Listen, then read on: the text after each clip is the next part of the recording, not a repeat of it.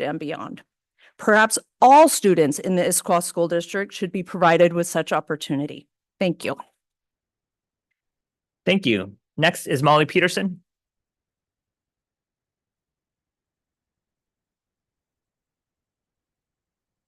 Good evening. I'm Molly Peterson, Skyline High School, teacher of core classes, electives, and IB courses since 2016, current co-chair of the Integrated English and Social Studies Department of 29 teachers. First, I'd like to thank you for listening to input on the proposed update to OE 14 mandating AP courses at Skyline. I appreciate that you'll be scheduling a listening session for the community on the issue tonight. I've been reflecting on why there seems to be a mismatch between what the board has described as the normal process for policy changes and the fairly strong reaction from myself and other teachers and community members who feel that this policy change is happening too quickly. I believe that in part, these conflicting perspectives might come from the fact that OE 14 is currently written as a curriculum mandate and not a policy change. A true policy change might include language focused on our shared goals of, say, offering additional pathways to earn college credit in the high school. However, specifying the exact instructional materials to be used to achieve such a goal, in this case, AP instructional materials, is a curriculum mandate. Determining what courses or curriculum should be implemented to meet the policy goals set by the board should follow an intentionally deliberative process where research can be reviewed, questions asked, experts consulted, and resources considered by district staff, teachers in the classrooms, administrators, and parents. For example, Skyline is currently working on that process to expand our college credit IB Lang and Lit offerings to include a year-long standard level course that is not part of the block model. Additionally, at the last board meeting, there was an onslaught of data presented on this topic. I would have hoped that any data used to drive a decision of this magnitude would be presented in a way that provides full context on what those numbers mean for the student experience. However, from where I was sitting, that did not seem to be the case. For example, one data point that was hurriedly mentioned said that the recommended changes would affect less than 1% of Skyline's course schedule, comparing sections to courses. We need you to wrap up. Those are two different concepts, and so that number did not seem accurate. Thank you. Thank you. Next is Claire Kruger.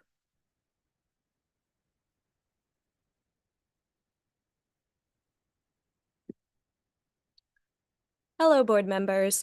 My name is Claire Kruger, and I am a current Skyline senior. So I have been a student in the Issaquah School District since kindergarten, and I have never once considered coming to a board meeting. I didn't even know they were a thing until very recently.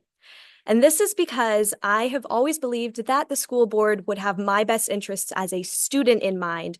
But I'm here to tell you tonight that as a student, I do not feel as though the proposed action to implement AP classes along with IB classes at Skyline is in my best interests. Last year as a junior, I took IB biology along with IB block. I don't do career path, and I'm not in diploma. And so while those programs are not for me, the IB program is for me. And I chose to take those classes because I'm passionate about their content and they challenge me. And I've chosen to continue on this year with all 3 classes to the next level, and I will be testing in May.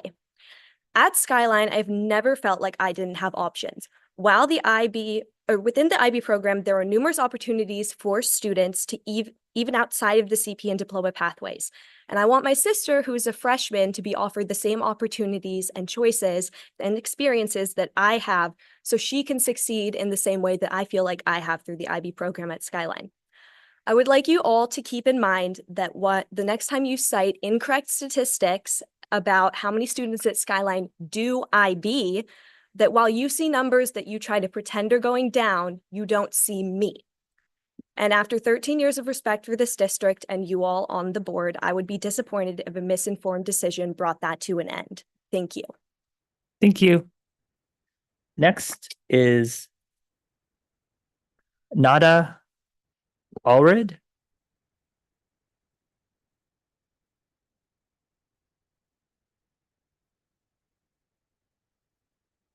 Good evening. My name is Nara Alward. My kids I've been ISD since first grade. I struggled to figure out what to talk about tonight. Anything I wrote felt like a repetition, a broken record. Why? Why have I had to repeat myself so many times? I kept asking myself, why can't our district leaders hear people like me? Why are they, it's really, we're grieving, and we're not seen. Why can't you see me? Why can't you see my community? Why are we always feeling dehumanized by your communication and language that you send out to the entire district of 18,000 plus students? Why are our lives seeming to matter less than others? Why is there segregation and hierarchy of worthiness of how you elevate and validate one community over ours? Why are we made to feel like our loss is mere collateral damage? Why is our grief barely considered after another community is first acknowledged and validated? It dawned on me that we are mere business transactions.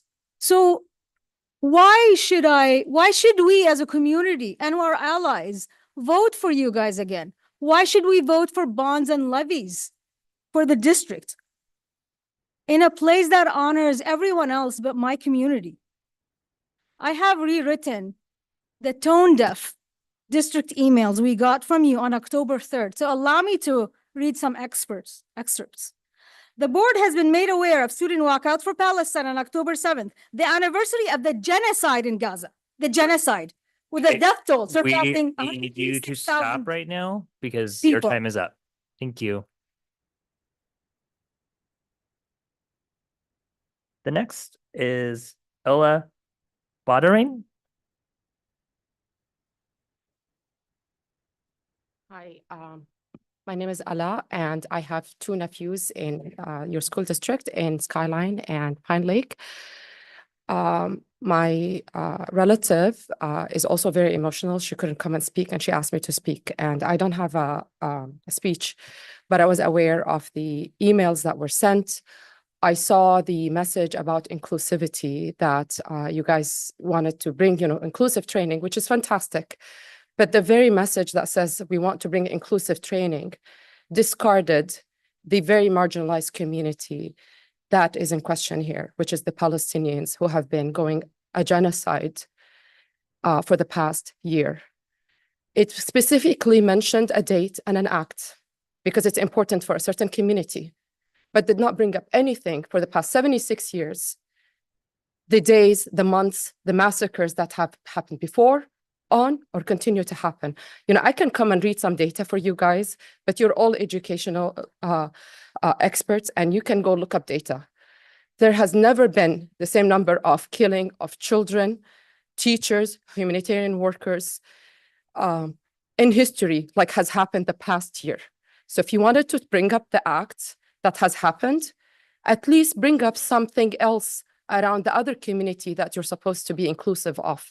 So my only ask is that since you're bringing, somebody to teach the district and the teachers about inclusivity, at least teach about anti-Palestinian dehumanization of Palestinians, anti-Palestinian hate, and anti-Arab hate.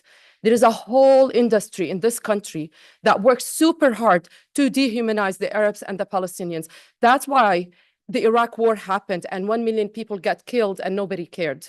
People lied about weapons of mass destructions, and they went, and instead of, sending weapons, maybe our country will start funding schools here in this country.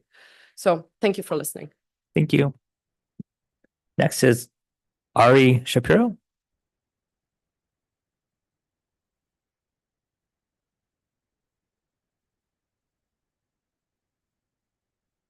Okay.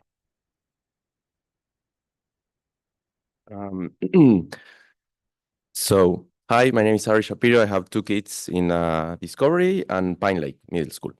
I believe that as educators, on top of the challenges of how to enrich students with the uncertainties of AI and the easy access to misinformation in the last year, you saw yet another challenge. A conflict rooted on the intolerance of Jewish people in their homeland, but also pretty much everywhere. If there was a need for our kids to develop critical thinking a year ago, Imagine now where many are being brainwashed through TikTok's oppressor-oppressed paradigm that insists on them hating Jewish colleagues, using modern blood libels like occupiers, settlers, colonialists, genocidal oppressors, ethnic cleansing, or furthermore, using hate speech like calling for an intifada. On top of that, differentiating right from wrong, applying critical thinking, being open to exchange of ideas with respect seem to be basic, but we see grown-ups missing the mark in every one of those tests daily. Facing these challenges, I came here 10 months ago asking to, quote, please help us educate kids and school staff to break the cycle of misinformation and anti-Semitism so that all kids can feel safe at school. Now, I'd like to give credit where credit is due, as I see the leadership of this district making a conscious effort to face these challenges. Because at the end of the day, we both want the same, a safe and inclusive environment where every student can thrive academically, socially, and emotionally. So I acknowledge I'd like to see change faster, but I also recognize the openness and the work that this board has done to create that inclusive environment. I came here today to say thank you. Your actions are seen and your actions are meaningful. So let's keep working together. Thank you. Next is Katarina Schreig.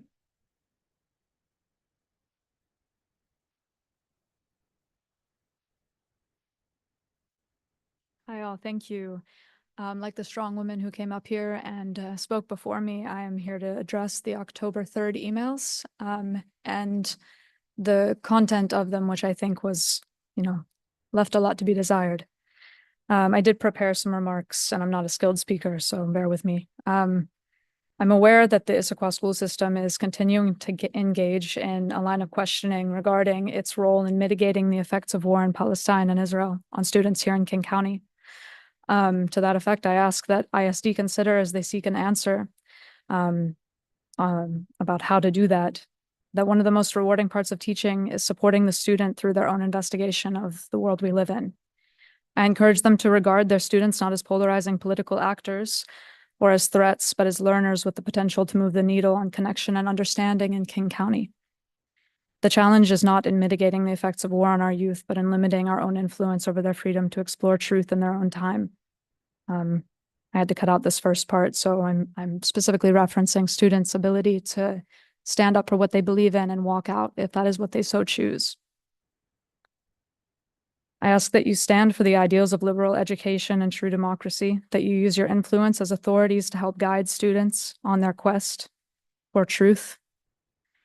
For prohibitions on this freedom, however minor, sow seeds of injustice where we have all the means here to prevent its spread. We have each overcome obstacles, some far greater than others, to be here in this community. So please let us work together to forge a path forward through the facilitation of an open pursuit of knowledge and grappling with the world. Let us de-emphasize fear and division and choose to trust that this pursuit can be productive and healing for all, even if it's led by the youngest ones. Thank you. Thank you. Next is Dina Kernish.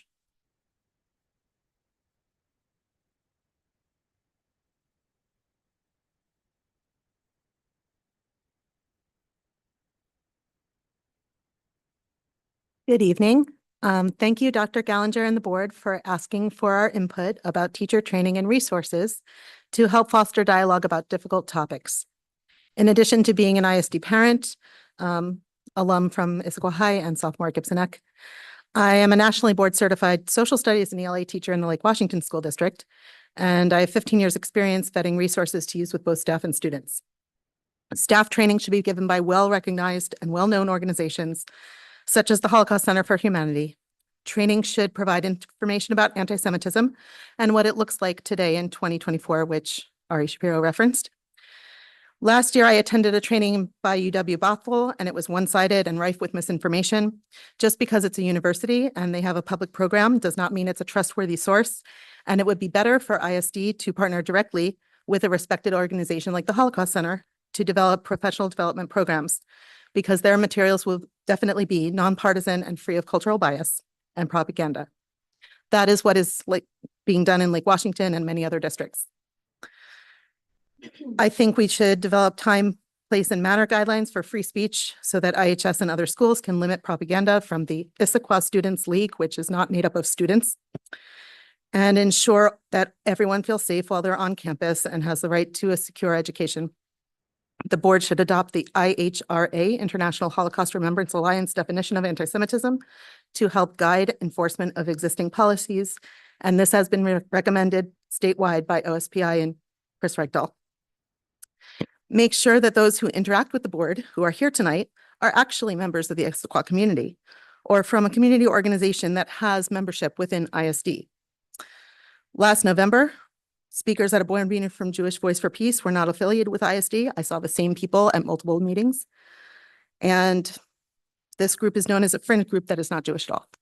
So I will need just you to wrap close up. by saying We need you that- to wrap up. Okay, that, No. excuse me, that we have a lot of resources and we've emailed them to you. Thank you for your time. Thank you. Is there any one on Zoom, Stephen? No. Okay. This closes our public input time tonight. Thank you. Our next item on our agenda is approval of the consent agenda.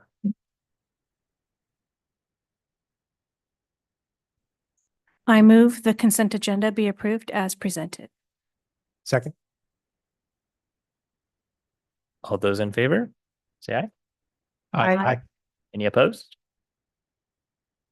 Establishment of the regular agenda. Superintendent, are there any changes? There are no changes to the regular agenda. Great. So our first item on our agenda is works in progress. Superintendent. Great, thank you. I have some brief remarks tonight. First, I want to share something that we have to go back into our memory a little bit about, which is related to a 2021 to 2022 audit finding on the Electronic Connectivity Fund.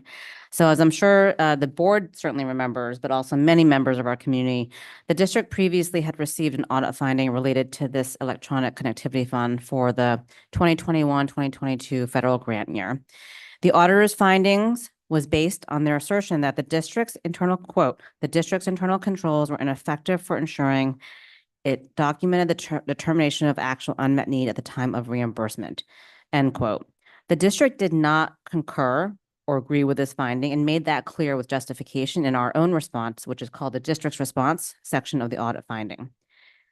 After a federal finding is released, there is a process for the granting agency, and in this case, the Federal Communication Commission, or the FCC, to issue a management decision letter. This management decision letter outlines the agency interpretation of the state auditor's finding and any necessary further action up to and including returning the funds. Last week, or earlier this month, we received the FCC's management decision letter containing a very specific resolution statement. Quote, based on the auditor's report and Issaquah's response, we note that Issaquah calculated its actual unmet need for eligible equipment using surveys provided to students when it initially applied for the ECF program funds. And thus, we find that the OTD, which is the district, complied with program rules. The FCC considers this matter resolved, end quote. We are pleased that the FCC has validated the district's assertion that our processes were in place and adequate to meet the requirements of the grant. This does not erase the actual finding, but it does confirm that the FCC will not ask the district to return any funds. And in my mind, I was not here at the district at the time, we met the need of our kids during a global pandemic to get them computers and wireless access to ensure they could learn. So that's my first one. That's a very serious one, but I wanted to make sure I read that in full for the benefit of the board and the community. Some other things that I wanted to share include a meeting that I went to last week with the Regional Puget Sound Educational School District community. And in addition to the regular business that we handle, we did hear directly from State Superintendent Chris Reichdahl, who allowed for Q&A and discussion on the upcoming legislative session, OSPI's budget priorities. Two things came out, which I want to share, which are important to note, is that the ask for all superintendents and school districts was to continue to align around the request on supporting increased funding for special services, transportation, and material supplies and operating costs, also known as MSOC. And secondly, that there's a reminder that there's not actually a lot of room for new revenue in the next cycle of the budget year, which means there's not a lot of room for potential public education increase or request. So I know that could relate to the future legislative topics, but I wanted to make sure I shared that because that was a pertinent aspect of my duties in business during the week. So on a lighter note, it is Principal Appreciation Month. And I want to thank all of our principals and assistant principals and those who previously served in the principal seat who helped make the school year start off strong in support of returning and new families, our students, and help with the implementation of all the things, including curriculum, new curriculum, focusing on expanding peer learning and inclusion, and everything else that goes on with starting the school year. So that's been incredible. I see evidence of that in all ways. And I appreciate our principals, assistant principals, and also former principals who have put in that time walking buildings and leading their teams. And then recently, last week, I'm always, where are we and which week are we in? But last week, I had the opportunity to visit Lindsay Unified School District in California through Digital Promises League of Innovative Schools and joined with 70 other superintendents from across the country, including 40 other education system leaders, joined by Director Gallagher as well. And several highlights include for me, and I'll speak a little bit more about this when we also have the secondary innovation agenda topic.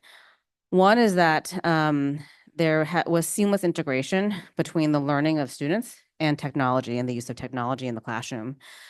So much so that actually when that district moved, had to flip to remote during COVID, they had closures on March 17th and they flipped right to remote learning because they already had the seamlessness in place for technology integration in the learning environment for students and the tools and supports for that.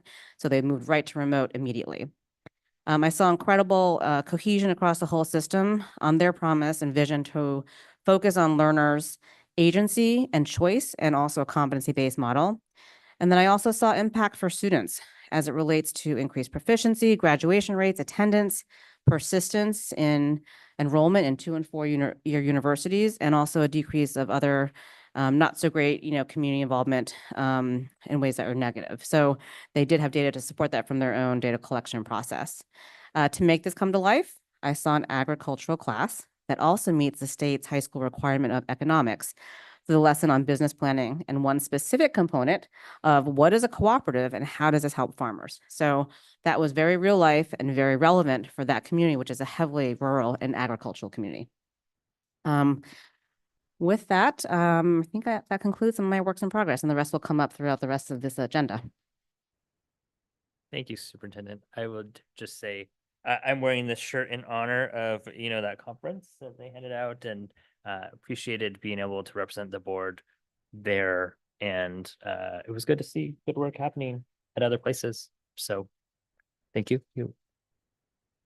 I couldn't let it go by to underscore the first item that the superintendent shared, which around the ECF funding and the audit finding that we had previous in the year. I think it was of note when that audit finding happened because this isn't a district that has had those at all. And so I think it was, we had a number of conversations with our state auditor on our disagreement with that audit finding, and that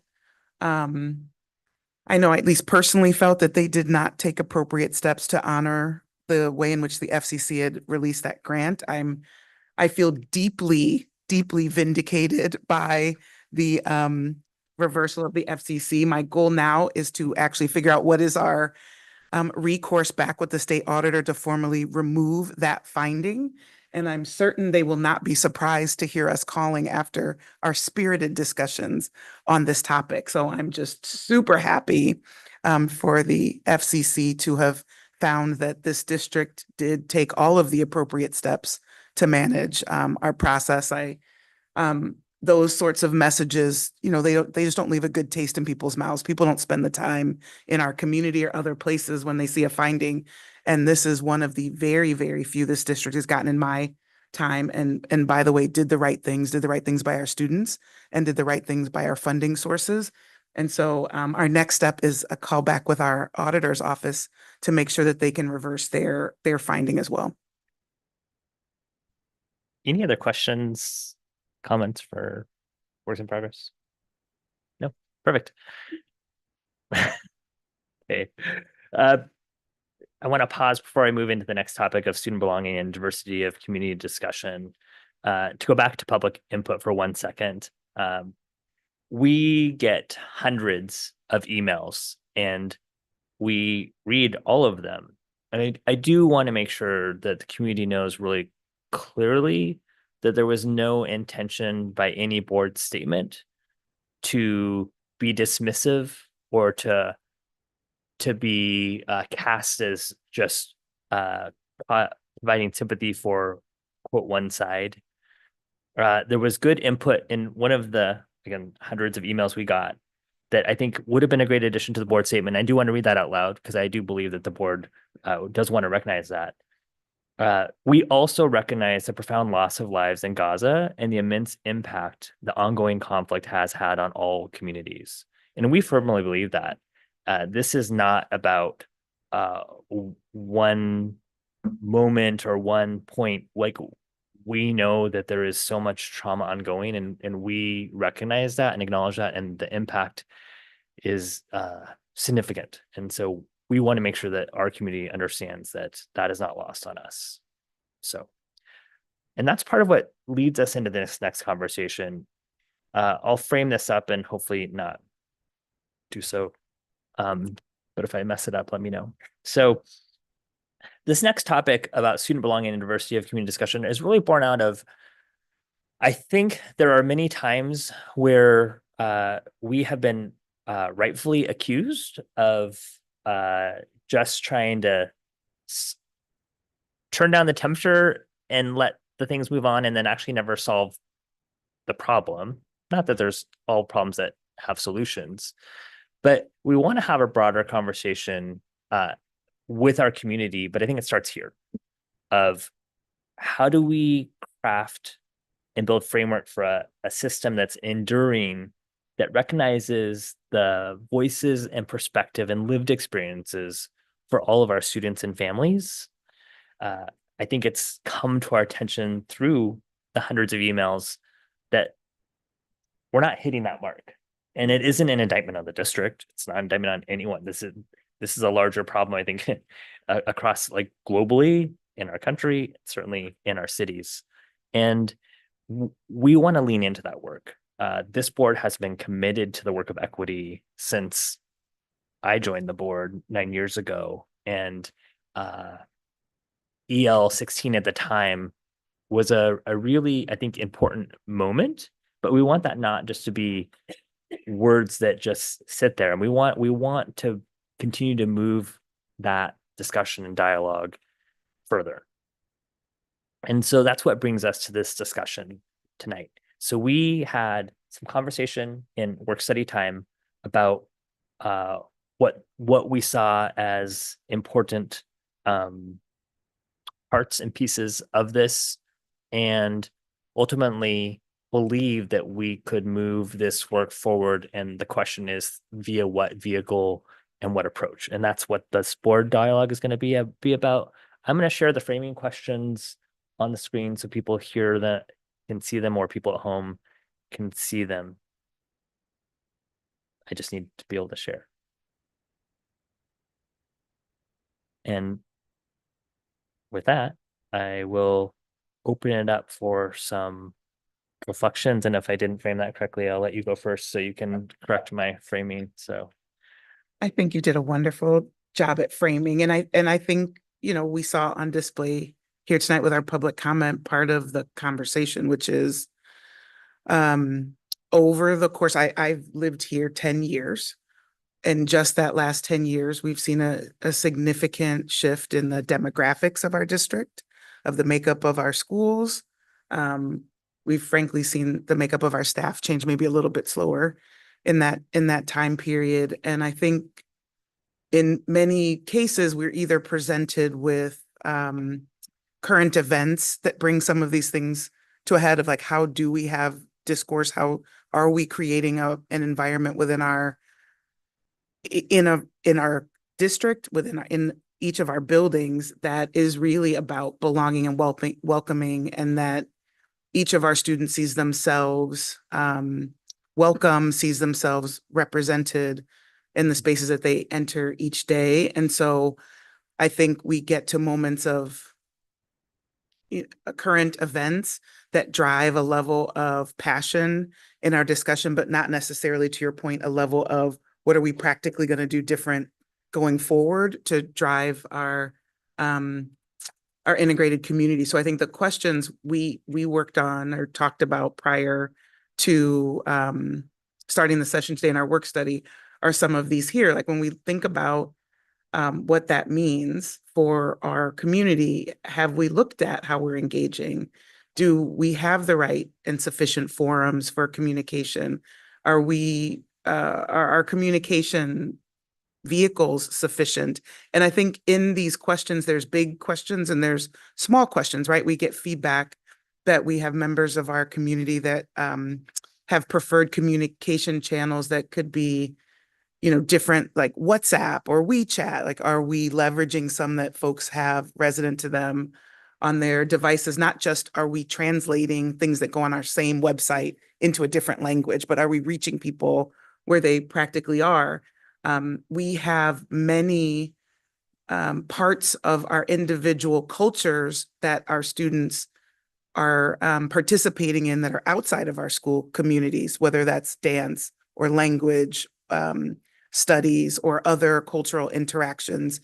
And are we doing what we can and should do to welcome those organizations into our buildings? We have many people that rent our spaces and use our buildings, right? Are we being proactive in making our spaces home to some of these same, communities, right? Are we looking at how we practically address our supports in school? So that I'd say that is what the conversation was. It's not one we can start and end in a work study or start and end in a board meeting, but I think we continue to be presented with this opportunity to say, what should we be doing differently across our community? And that's the conversation.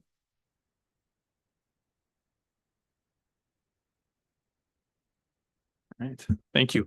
Well, I always appreciate the work study conversations. It's a great way to have a broad dialogue. And I'll, really touch on probably the first two questions. So prior to joining the school board, I sat on the Issaquah Schools Foundation board for many years. So I have this lens of fundraising on behalf of the district. So this idea of bringing families in and doing and really effectively engaging families is always top of mind for me. So when I look at forums are sufficient, I think some are. I think we just have broader opportunity. I think it's definitely something for us to lean into and think about what we could be doing, not only better, because I think we're doing some things that are really good. We just need to broaden it, I would say. And then the communication vehicles, this is a big one for me. I really feel like, and I know Director Mullings mentioned this already, but this idea of engaging communities broadly through social media channels. I know we have opportunity with WeChat, WhatsApp.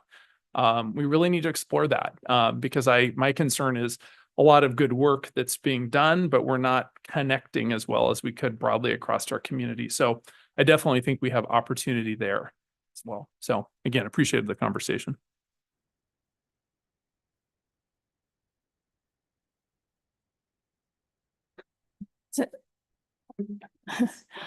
For me, it's so much of this work, I've been on the board since 2009, and I think this work really kind of began more in earnest in 2012, doing any equity work. And so it took some time for us to adopt our policy, to put our policy really in place and to see where that's going. And being able to hear staff breathe life into a policy, which is what I heard from our cabinet members today, was really there's more to it. And so it's a constant refining of, great, we've been doing great work. What's next? And what are we doing to address it? And I do think that, we look at just the vast number of cultures and countries that our student and families come from. And, and it's very real. We sensed it tonight, but we know that there's other communities where those on a global level are in conflict. So I think one of the things I've been thinking about, and maybe this is, equity 3.0, and we're still just working on equity 2.0, is at what point do we start talking about what we have in common? Because much of our work has been, how do I address meeting your needs? Because it's something I, as a white American who's had a family here since who knows how long, I have a different perspective in my culture, and I don't want to force it on you. I want to embrace that, and that the multiculturalism of our community, and I want you to feel like it's a safe place. But at some point, when can we start talking about, but there are things we have in common? What are those positive community norms that we've established?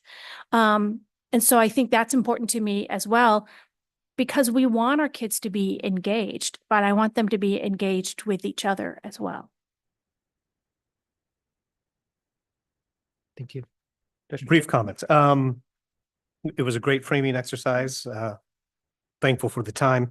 I would say just my major takeaway was that this was really a great first step in identifying a continued need to do more of this work, right? And to continue on the path. And my takeaway was that, there's a real opportunity here for us to continue to work on a framework for doing this work that leads to, I'm going to use Dr. Gallanger's words, that leads to really enduring outcomes with complete results, and that we can get to the place where that is the outcome of this work, and that we continue. We've started, so it's a matter of continuing to push, the ball forward, so to speak. And it really is, to Director Meraldo's point, it's really about understanding. It is about understanding and continuing to work on our mutual understandings and how we can, appreciate that and build that into the community that we have. Yeah, I think we want to acknowledge we have such a rich resource that exists in our community and our families. And I would love to see us be able to elevate our communities and cultures that don't feel seen and heard. Like we've heard that tonight. We've heard that numerous times past. In the short time you guys been on the board, you've heard that a lot. And it isn't even color based. But I think certainly we've heard that part of it too. So it's that and so yes, I agree with Dr. Meraldo. It is about like what do we have in common? It also let us highlight what are the unique things that really enrich the fabric of our community. And I want us to be able to do that. This is not work that is solely what the district can do. Like, if you could only control all of the 110 square miles, that'd be great. And all the 100,000 people that live here. But, and that's why we want to do this. I think EL16 was really what can the system do internally? And I think the next step of the conversation is what do we as a system do to broaden that dialogue with our whole community? And I think that's where we're really wanting to just pivot towards. But yes. As a student, and I guess the main target audience to what you guys are talking about right now, I just thought that I'd share a little bit. Obviously, now I go to Gibson Eck and things are pretty amazing there. We focus on learning about other cultures and other people's experiences every day. But my experience in ISD in the past, I've been in the school district since kindergarten. But there is definitely still a lot of discrimination and a lot of issues going on. Like for students of all race, all gender, like there will always be things that other students criticize and such. And so I think that we should be focusing a lot on our curriculum being aligned to what, like, to support student belonging. So I really appreciate that one dot right there, because I think it all stems back to the curriculum that we're teaching our students and how we have them learn from a young age not to be biased of others and to kind of build each other up and focus on the things that we have in common. And I mean, I think that there are places to go, and I would love I joined this position so that I could share my experiences in ISD and represent what I've heard from a lot of students, that there are lots of issues going on, but there are also ways that we can take their input and push that into support and belonging. That's it. Thank you. Were there any other students at this time, and certainly time later, that wanted to share? Oh, yeah, Hava.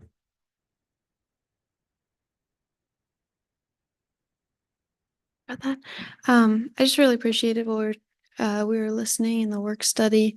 There was some conversation about like beyond like expressed bias and difficulties there, but like the implicit like inherently white cultural norms that when a student of color walks into a classroom, they have to deal and conform to, and how like that's also a really important part of having inclusivity in our district and making sure that every student feels not only seen, but like they actually belong and they're not just kind of sticking out and having to deal with that. And I know SEL is a really important part of our district, social, emotional, educational, and like how can we figure out like how to talk about those things, how to talk about our cultural norms, everybody's cultural norms, and understand how we can accommodate for those and how we can build a space that doesn't belong to one group of people, but belongs to all of us as a community. So it was just a really great conversation to get the opportunity to listen in on. Thanks. Yeah, Yomi. Director Coyne, you brought up a question during the work study about why the seniors who took the exit interview stated that they felt less safe in schools than the other high schools. I thought I might be able to answer that question or provide a little bit more insight. Towards the end of last year, we had a more serious lockdown at Issaquah High School towards the end of the year. It was very scary. It was right after first period ended. Our principal went on the intercom and told everyone to go on lockdown, and it was the first time that ever happened. And to this day, there's still not a ton of information about what happened because of confidentiality reasons. But there was quite a bit of chaos and confusion and just a bit of fear within our school community that day. So that's just why. Go for it. Okay, wait, did I work that correctly? Yeah, okay. So I think when I heard Naomi talk, I also go to Issaquah. And I was kind of thinking the same thing in the work study when we were having that conversation, just in that the idea of safety at school extends beyond the people that we are in school with. And I mean, I think I've been incredibly lucky to have had a very welcoming experience at ISD amongst my peers and my teachers. And I think having things like cultural nights and heritage nights that kids actually got excited about, like through elementary school, which obviously in elementary school we're a little bit more receptive to things like that. But I think that definitely helped encourage that environment. But when we're thinking about the way students feel at school, I think so much of it comes from factors that are outside of our control, at least within ISD. And I would also love to see us kind of get a little bit or pivot our focus a little bit more towards how we can help students feel more safe physically and also through like possible dangers that could be faced at school beyond discrimination, if that makes sense. I think that's one of the biggest fears that I hold.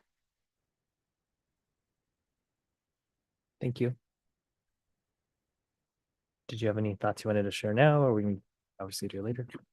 Yeah, I'll just share one data point. So this question prompt is around the last 20 years, but I would share a data point over the past 10 years, which is about our student demographics. And 10 years ago, our students, 60% of our students identified as white, and now 40% of our students identify as white.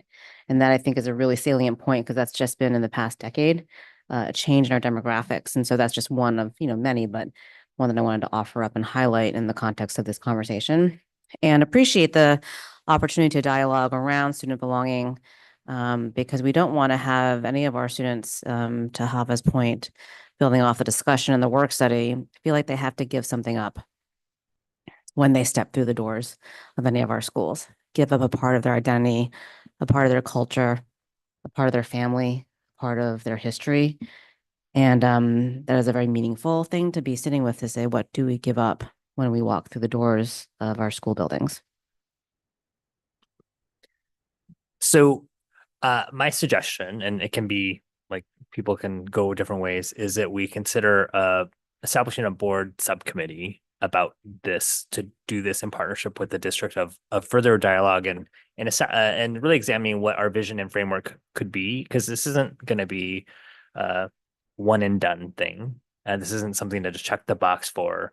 And yet there needs to be lots of rich community dialogue, starting with listing, and balance that with what I love. Director Mullins always like, well, but there are many practical things that we could do today. And that's where it's the yes and so, but I don't want this to be like, oh, great, we had this conversation, because that's what I think the community is tired of hearing. Is like, oh, the board had a conversation about it, and then like, now we just put that away on the shelf for the next time there's something erupts. And we're really looking for, how do we move from reactive to proactive, and proactive engagement with all parts of our community is what we're really looking for. And this isn't work that the district can solely do. So I think that having a board that in board and district partnership to charter this work, to really create boundaries for this, and really look at what the time horizon is, because it isn't something that is that you even have capacity to start right now, and we recognize that. But we also don't want to sit on our hands and be like, oh, well, sorry, we're too busy, because that's also not the right answer. So, but open to other thoughts on other ways to do this. But I think I've heard enough over my time on the board to feel like the board could be doing more in a way to really engage all parts of our community. And I would love to see us do that work. Director Mullins. I'm of like 8 minds about this, if I'm honest, at the moment. But what I know for sure is that people continue to see this as a place to bring this conversation. And sometimes I hope they didn't, but the reality is they do. They see this as a place of forum, and that may come with many reasons, right?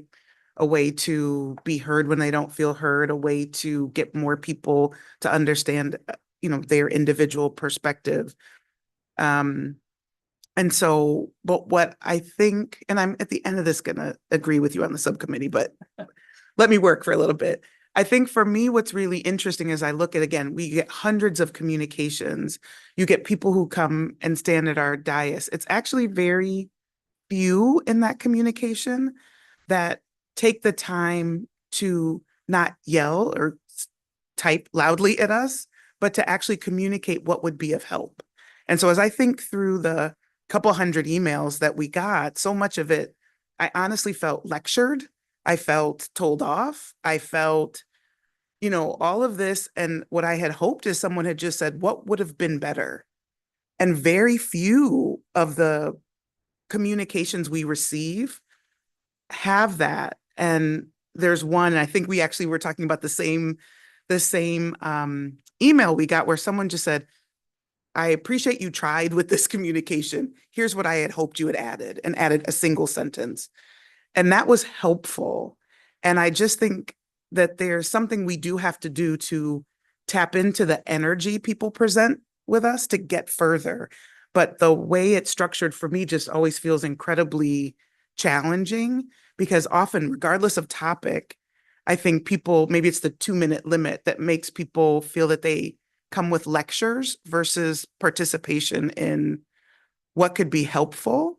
And so in that reason, I do think we have to do something else to be a productive part of the solution. I think our kids need that to happen, so that when they walk into the building, the grownups can kind of get themselves in order and provide a environment that they can thrive and get to their fantastic outcomes. And so, again, I do this every so often. I would just hope that whatever we do next, and yes, I'm agreeing on this board subcommittee and to be part of it, whatever we do next, my hope is that people can sort of help check their need to scream into the void which is what it feels like sometimes, and say, I don't have to educate people with 20 years of history. I don't have to educate people with all the things I think they don't know. What I can do is show up and be helpful. And what's going to help us all create a tapestry that could be really phenomenal and frankly unusual here, that many other places don't get this level of diversity and resource all in one place. And so that would be my hope and the thing I would be hoping for as I step into it.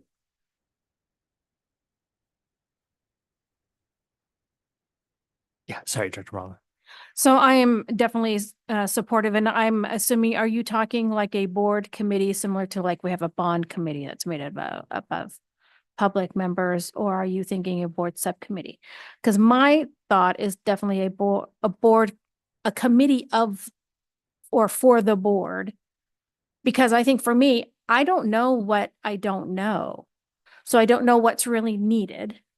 And I certainly don't know how to address that need. And so I think for me, it needs to be a community of people outside of the board, but that is there to inform the board of our work rather than inform just the district, right? So a district committee informs the district of things, and then that sometimes comes to us like a bond committee.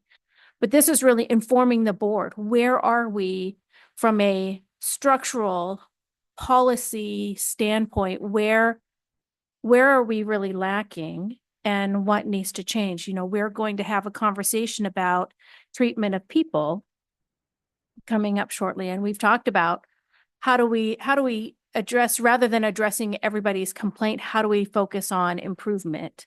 And that was talked about during the work study as well. And so that's how I see this committee is we want to improve as a board. We want to improve in our governance of the district and our guidance of the district. And how do we best do that? Yeah, so I would just reflect and say, different from the bond committee where we will actually want to stay insulated from, to not provide undue influence for, and to say, hey, here's what the community says. This would be what I would envision. We would want to have it co-led between board and whoever the superintendent designates, and inclusive of students, community members, teachers, so we can build this broad coalition. And why the board involved at this level is because we acknowledge, I think, all the pain that we've heard for a long time, and we want to lean into really tough conversations. And I think that as elected leaders in this community, that we need to stand up and lean into those tough conversations, and having the board lead in charge of that work, I think, is important for our staff to also feel safe in this work, because this is not easy work. And so it's not that we don't believe that our district could do it. We absolutely do. But we do believe that as the community connection to the district, this is our role.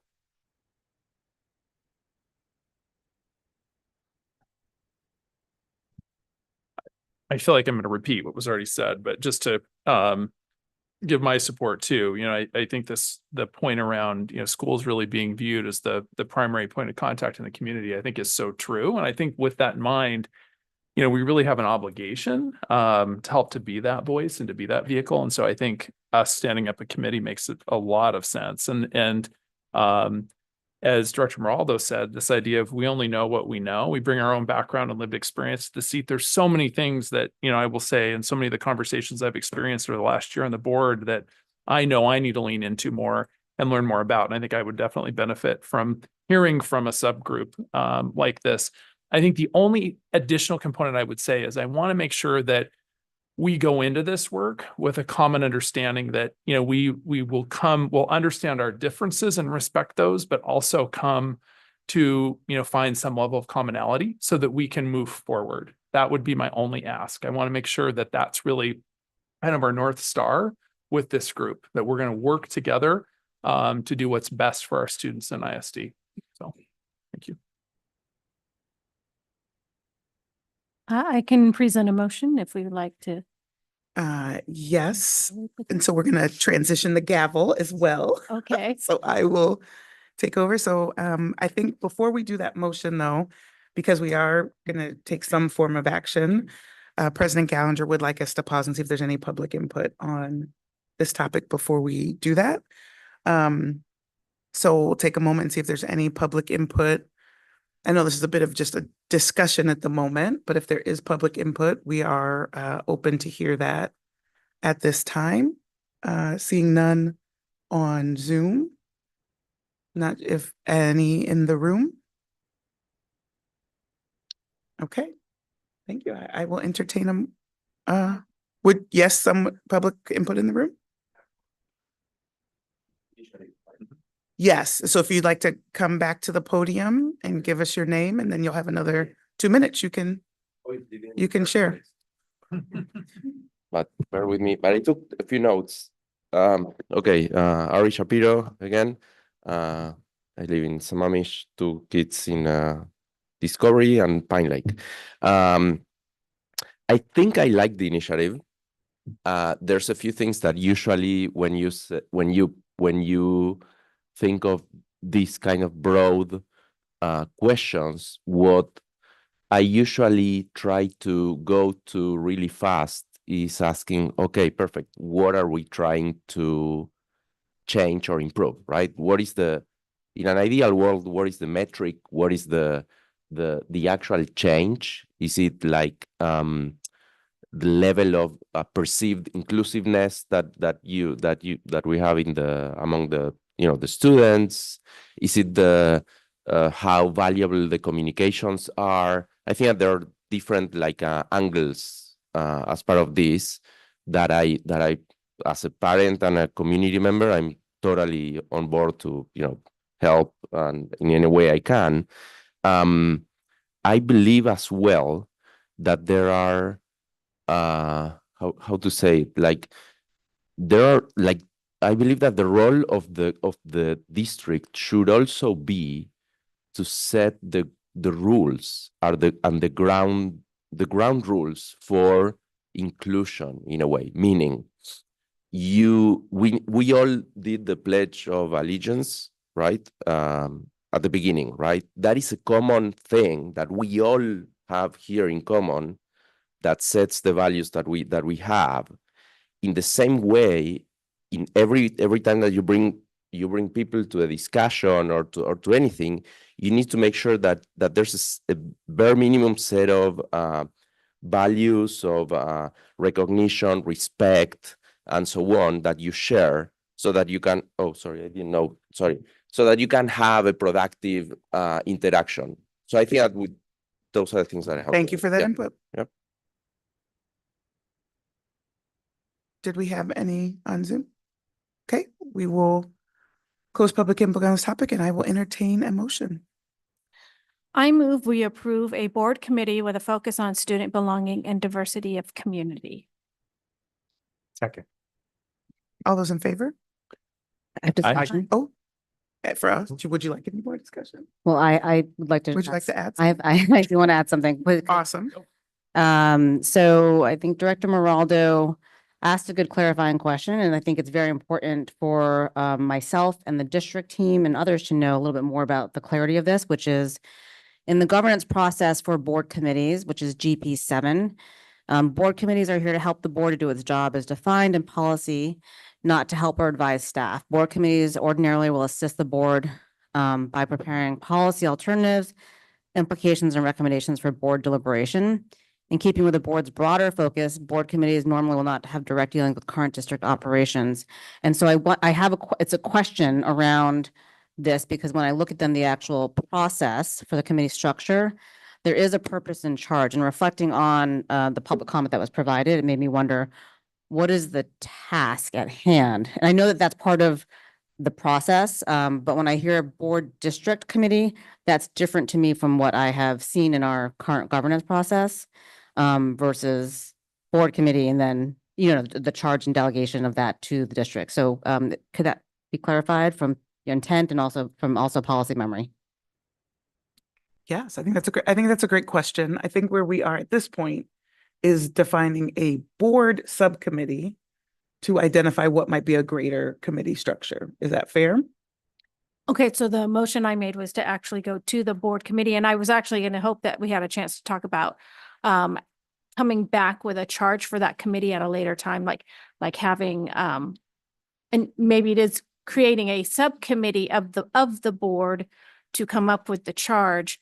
But I think taking action today, saying we're going to form this committee, and at our next meeting, we're going to have a charge for that committee. And you're right, it's a board committee and not a board and district committee. And it should be, I mean, ultimately, the board does its work through its policies.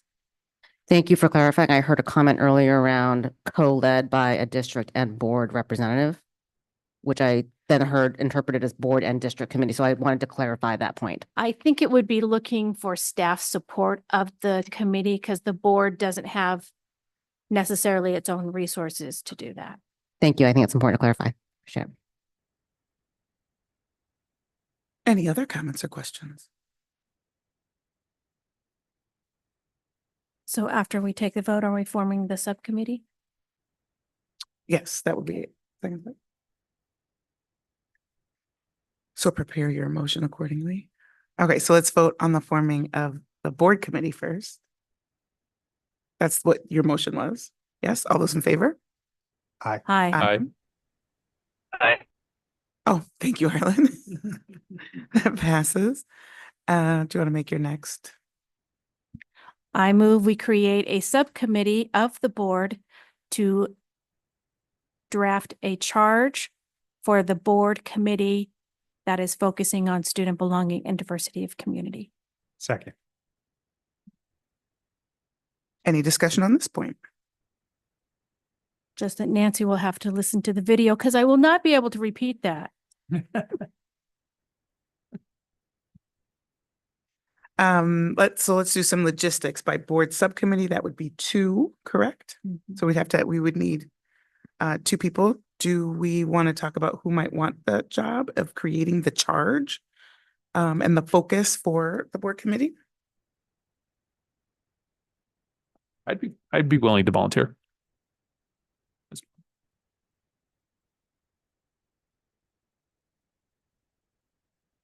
Sure.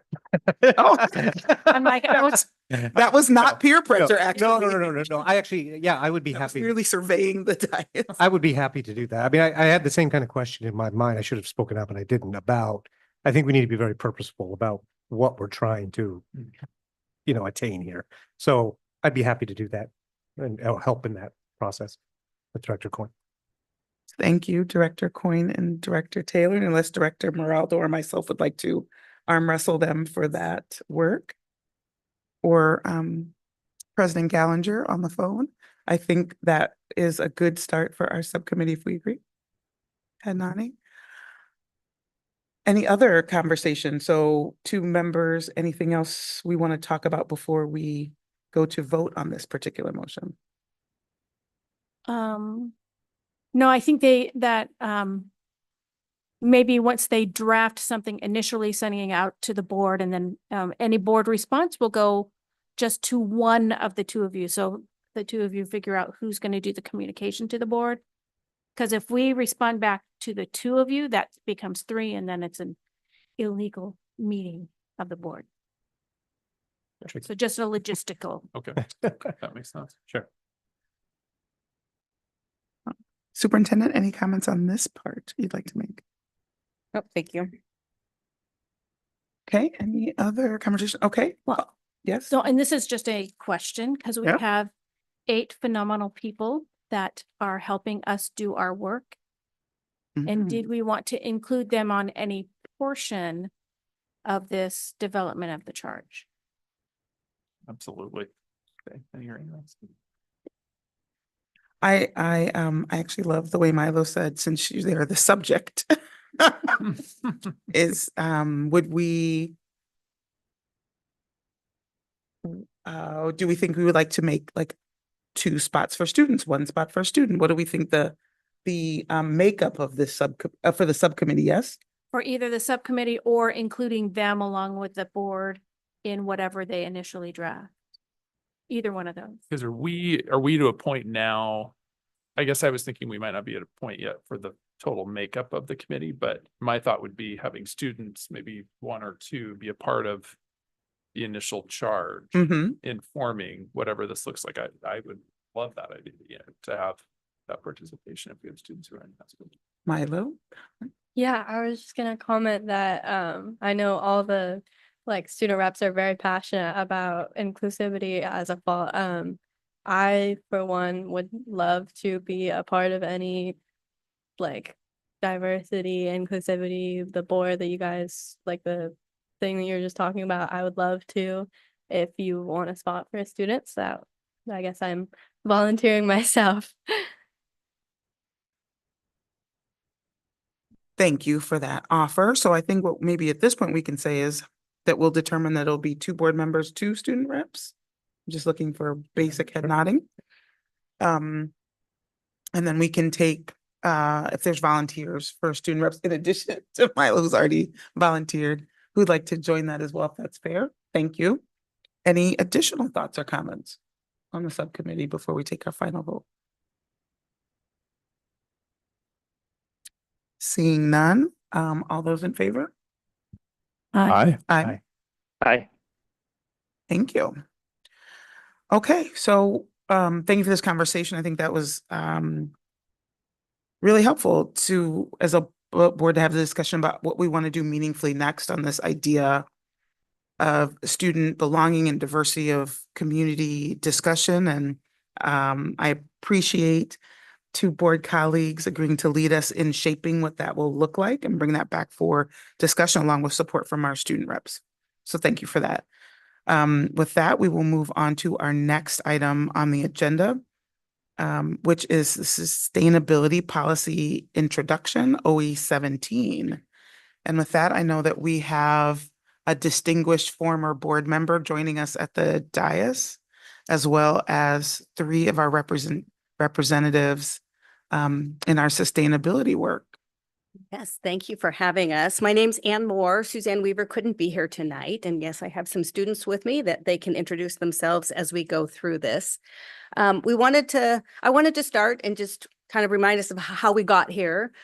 You had students that are sustainability ambassadors that came to the board and asked you to consider a sustainability policy. And you invited them to the board retreat where they made a presentation and suggested a policy. And at that time, it was more of what we would call a regulation within the district. And so Suzanne and I helped educate them about the fact that you're a policy governance, now coherent governance board, and what that would mean as far as the type of a policy that the board would implement if that's what you chose. And so the students went back and did some work and came up with a draft of a policy that's much more in line with coherent governance. It was a little too detailed. It had more of the things that you might consider as part of the work of the district or evidence of the work of the district. And so we helped them again understand you are all at a pretty high level. And so we helped draft, and if Stephen wanted to open the policy that's attached to it, that sustainability draft. And so we basically took their high level points and developed a draft. We met with the students and we kind of talked through it. Jason Morris also met with us as he was looking at it from the perspective of the district and the things that they could do. And this is our draft and where we've come up with. A couple things I want to point out that there are a couple ones where we were like 17.3, where it talked about a sustainable transportation plan. And that could be something that could be, didn't want the district to be under the expectation that they're now required to be a wholly sustainable system. And so we added the phrase while considering available district resources, right? Because it's always a trade-off between what the district is financially able to do as they move to more sustainable practices. And we also use that phrase with 17.7. Because again, it was develop and implement a long-term plan to minimize environmental impact of district buildings. But of course, you have to consider the finances of the district to do that. Another place where we took input from Tom Mullins was about 17.6, ensuring all new construction and renovations meet sustainable building practices. And that was a phrase, the students had a slightly different phrase, but that turned out to be the more appropriate phrase from our construction side of the house. So we've shared this with the district and staff to give their review of it. And that's our starting point that we wanted to share with the board. And I don't know if any of the students want to have any input on just kind of where we are.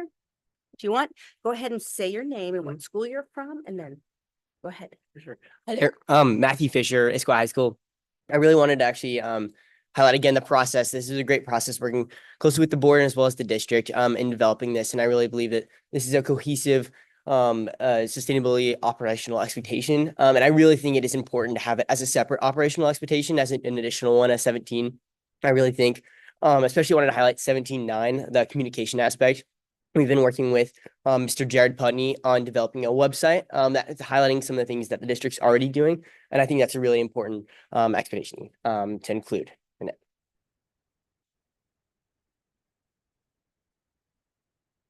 Anything else? Go ahead. Just, oh, yes, I'm Sienna. I am a senior at Gibson Neck High School. Just wanted to really quickly add on to Matthew's point.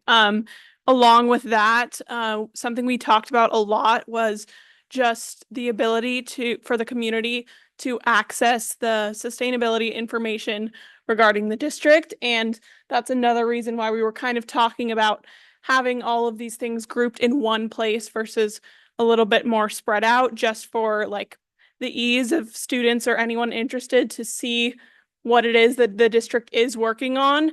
And so that's just something I would add. Thank you. Much shorter than those two.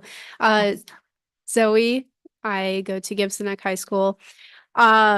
Just to briefly add on, I just wanted to say thank you to all of you guys for working with us and helping us understand this new setup. All of us are still in high school. We're seniors, but we're all still in high school. We've never written a policy before.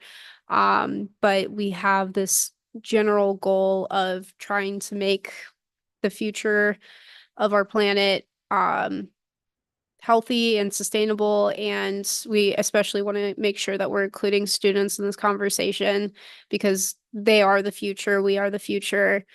And just making sure that everybody has knowledge accessible to them and that the Issaquah School District is becoming a leader in this because this is something that is fairly new to a lot of school districts across the country.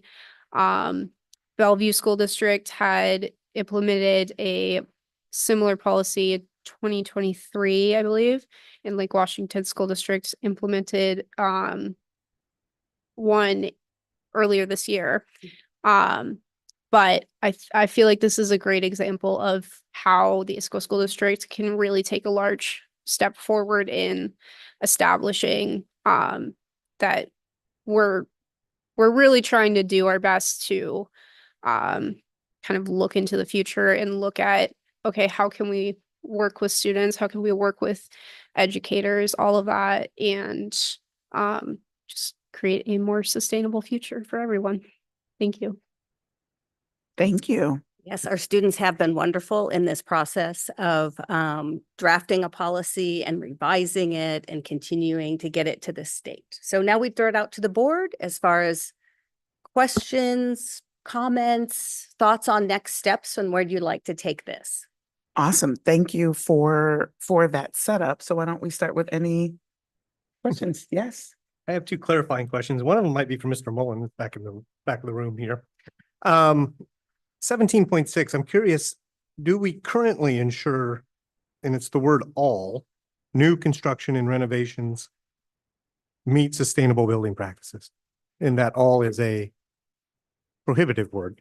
I'd like to. I'm just curious if that is the case and how you do that if it is the case. Before we have Mr. Mullins answer that question, because our staff has not widely discussed this at large. So we have done, there was consultation to inform the development. So our team has not had an opportunity to discuss this. And I understand that the board was hoping to introduce this so then our team could go back and also go deeper. However, I also am very confident in Mr. Mullins' being able to provide that, but I wanted to create that caveat so no one has felt that we didn't have the, you know what I mean, the prepared discussion across multiple teams to be able to inform this conversation right now.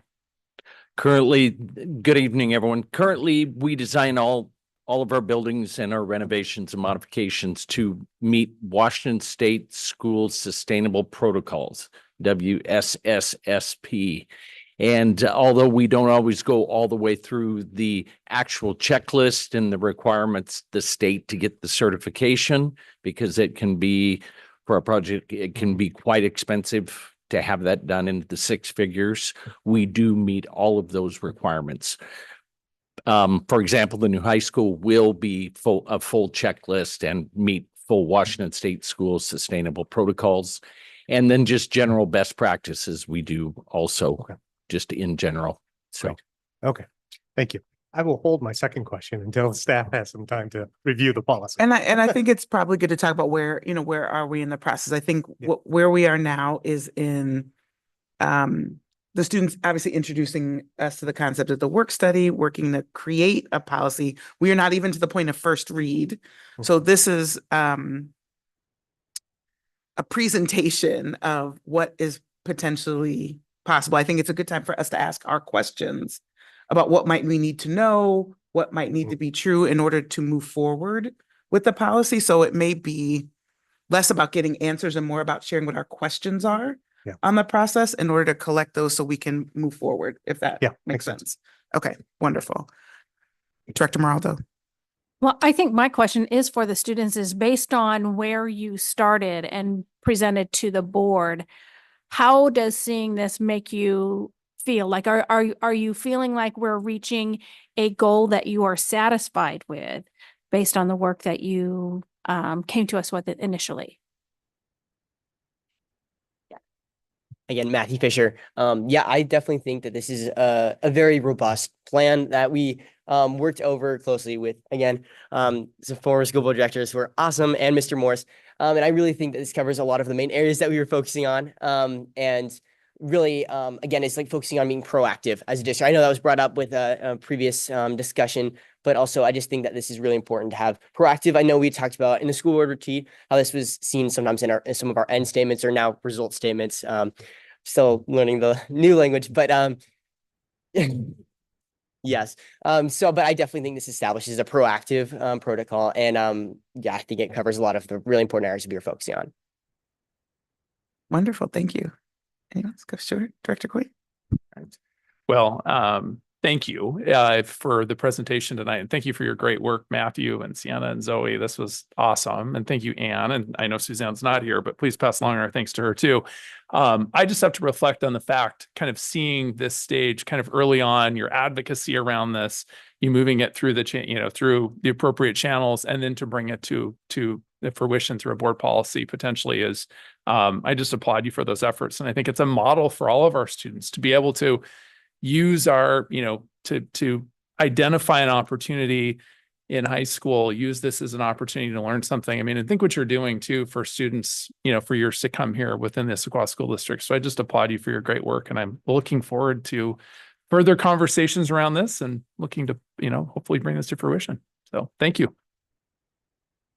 So I think for me, I probably have the line of questions where Director Taylor was going, is just getting a sense of where are we now with these things? Where do we sort of find ourselves? Is this something, this list of items on waste management or construction, are we more at a spot of memorializing the good practices we already have? Or is there some push in here into where we need to move to? It's just not an area I'm personally familiar with. So for me, that would be really important as we go to understanding how we move this forward in our policy. Just where are we now, and how far are we from, how aspirational maybe is the question this is. Yeah, so I think some of it comes with 17.9 with the communication. Something that we noticed a lot when we were trying to do research on just kind of understanding what has the district done and what has the district been doing. It was very difficult to find anything, and it wasn't until we talked to some of the district staff and they explained to us what projects they've implemented, that we started to understand that there were things that were happening. We just didn't know where to find them. So I think it's a little bit of that external communication to the general public, but then also a little bit of looking into the future 5, 10, 20, 30 years from now, and understanding that who knows, maybe in 30 years, trash won't be a thing. But we also want to make sure that we are moving on with our and just developing new practices as things are innovated around us, and doing our best to stay on top of things and within reason work with what innovation pieces have been coming out. A great example is the technology piece. AI is now a thing, was not really a thing 10 years ago. We don't know what the future could hold. So really just having that put down in a formal statement, I think is really important to the longevity of things. And that is something I feel like is very important when it comes to sustainability and equity and other topics along those lines. I'll also add, we have had Jason Morris work with the students. And so I agree that the district still needs to more deeply go through this. But as he was looking at it, he could see these were by and large things the district to some degree is already working on. And he was already being able to say, well, this would be good evidence and that would be good evidence, right? In that kind of thing. But I think this is also trying to push the district even further. Like with many things, you develop and implement a plan, right? And then it becomes the depth of the plan. The plan could start at a certain level and over time, as they become more sophisticated, go beyond and deeper. So I think that is definitely true that the district needs to do a deep dive on this. And also for the board, if Stephen, if you could show us more of the top, it has and the students wrote it, a board value statement to propose to you, because of course it's the board's value. And so it's up to you to really take a look at that and see if that meets your value. And I will read it out so that it will be in the record that what the students came up with is the board believes that integrating sustainable practices into all district operations, curricula, and buildings is essential for fostering an environmentally responsible educational environment. So that would be one key piece for, of course, the board to decide if it meets your values. Perfect, thank you. Director Moraldo, I think. I would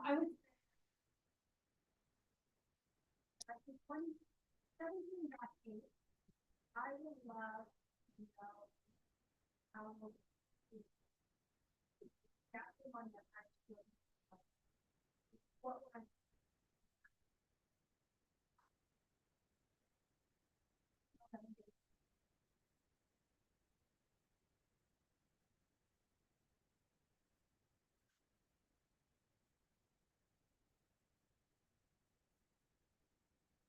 My mic's off, thank you.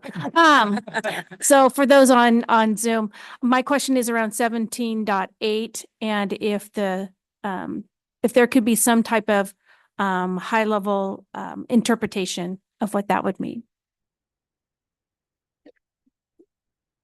Which is did you have one, Director Taylor?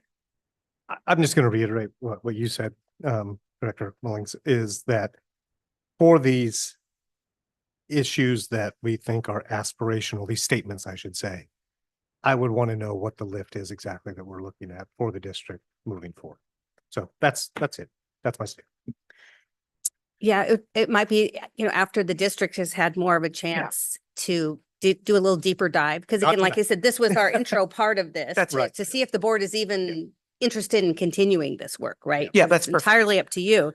That once they've done that, probably a work study would give you an opportunity maybe to have more of a discussion about what each of the items would mean in the form they're in. And again, with that feedback from the district, does anything need to be adjusted, right, to meet this? Because we do want it to be something that both the district is by and large doing, but also probably push them a little bit further in where they could go with the sustainability effort.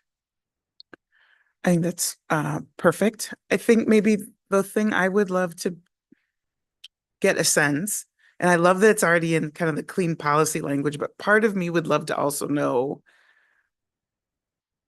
what would feel successful. I'm trying to not use our words. What would feel successful to you to see in reality once this goes into place? It would look like what in real life? So if this policy or a similar policy, we might reword it, how would that show up in our buildings, in day-to-day life? Like, what would be the examples that you're looking for or would hope to see in our environment to know we're going in the right direction? I'm trying to clean out all the words we might use of evidence and other things, but those, and we don't have to answer that tonight or unless you have some in your mind, but those are some of the things that for me, would give me like more color commentary to know, okay, do I think these words are getting to that aspirational picture you have? Sure. Yeah. Again, Matthew Fisher. I don't know if I have to keep introducing myself. Okay. Yeah, again, this was when we did our work session. We kind of looked at this, like the phrasing was through the 3,000 foot lens of the board and intentionally included general language. And I wouldn't go as far as saying vague, but leaving it up for interpretation as for the endurance over time as it changes. But we do have an expanded version of this for so like, for example, for 17.3, right here, so we have several bullet points like utilizing fuel efficient, low emission or electric vehicles for school buses and district owned vehicles. I know Mr. Morse has already been doing fabulous work with an electric school bus grant, with school buses even coming in next year. And so things like that would definitely fall in as evidence, I believe, for something like this. And so there's definitely some really specific actions that we could that would also be developed out of this. And this is kind of the 3,000 foot level again. Wonderful. And I think getting like that version of it would be helpful as well. Yeah, we could start by sharing with where our students started, which again had kind of specific actions for the district to take or it started going to what might be in your interpretation of what these items mean and things that could become the evidence, which those are the things not in the board policy part, but all would support it through what the work of the district. And so we were telling the kids, they've already done some of our superintendent's work by kind of pointing out the things that are going to probably be in the interpretation. And so, yes, that part of it could be shared too, because that kind of shows where the students are going behind the scenes. Perfect. Well, is there any additional questions or commentary? Any from students? Time? Okay, well, I'll just say thank you, Matthew, Zoe, and Sienna for leading this. It's been incredible and inspiring to see the progress and process that you've gone with the guidance of others, of course. But I do say that we're really excited to take this on as the next step. That was our understanding after a consultation briefly I had with both Tom and specifically Jason Morse. The next step was, hey, we need to actually now workshop this with a wider group to understand more about how would we look at this? What are the connections we can make? What are the other connections we can make to the other policies of the board itself? So we are excited to do that work, just to be really clear about that. And I really appreciate the word resiliency in 17.8, because there has been, as I learned more about how cities and towns are managing their own sort of infrastructure to be sustainable into the future and to consider environmental impacts, I have heard of cities adding chief resiliency officers, and that's sort of the next level language that I'm seeing in some of the work. And so I just want to say that resonated with me, and I appreciate that showed up here. And I think it is important though that we explain what that meaning is. And then there's a way to interpret that as well from my point of view. And thank you for doing a lot of the legwork for me. I appreciate that. They are great. The students have been wonderful. Thank you. I guess on a practical matter, we'll have your additional information and then we'll work in future calendaring sessions of when we'll bring it back, how we'll continue our discussion along the way. So thank you very much. Great. Thank you very much. Thank you. And maybe as a brief sidebar before I get to the next topic, I think it should probably be noted that in our consent agenda today, one of the things that we approved, which means it will be in place by next meeting, is that our student reps will then have an advisory vote on those things that we take votes on. So I think it's a bit of a monumentous time that you're preparing for as we go into our next meetings and as we start to vote on things going forward. So congratulations. So next on the right, yay. Next on the agenda, we have a bond update. Superintendent, any starting comments? Yes, I do have a few starting comments, and I want to just say that, last time I did report on where our team was, and also in partnership with the board and the community, and joining at PTSA meetings and other organizations in the community, combined with our own information sharing sessions with our own staff. We've had an opportunity to continue and actually wrap up a lot of that work this week. As of today, our team has been to all sites to get information to our staff and to allow for questions through our presentations. And that's 33 sites in total, just to give people a sense of what that number is. I will also say that as a resident, I received I'm not going to use adjectives, but I received a mailer that had a lot of information. That was maybe an adjective, but anyways, not really. But I received a great mailer in the mail. So it's been wonderful to be able to continue to engage with the community, provide information, and also share along the way. So, and I'm going to assume, Superintendent, you're referring to the mailer sent by the district, as there are many mailers. There are many mailers. I received a mailer in the district today, yesterday, and my husband read it. So that was great. Wonderful. So it's not all of the current mailers have this level of great information. So just to call that out. Just to be clear, it is this mailer that is by the district to homes across the district. And actually now I'll turn over to Martin Turney, because actually he will help clarify my comments and actually show you an example in addition to what Director Corn had shared. Thank you, Martin Turney, Chief of Finance Operation. I had brought the mailer because that's what I wanted to start with today. The trifold mailer, a lot of information front and back with QR code to take you to the website and common questions. Also, just real briefly, a couple of things have been going on in addition. So we had a presence at Salmon Days this past weekend, which is great. The weather held out for us. That was nice. We had some hiring information, strategic plan information, obviously some information on the bond as well. We're excited. No, it is factual that there are some videos on the website now. Safety and security being one of those. So that's been recently put up. Building modernization and efficiency video. So as you go to the main landing page for the bond, those will show up and you can take a look at those videos. Just a reminder, now we're getting closer. Ballots are going to drop mid next week on the 16th. So that's coming up quick.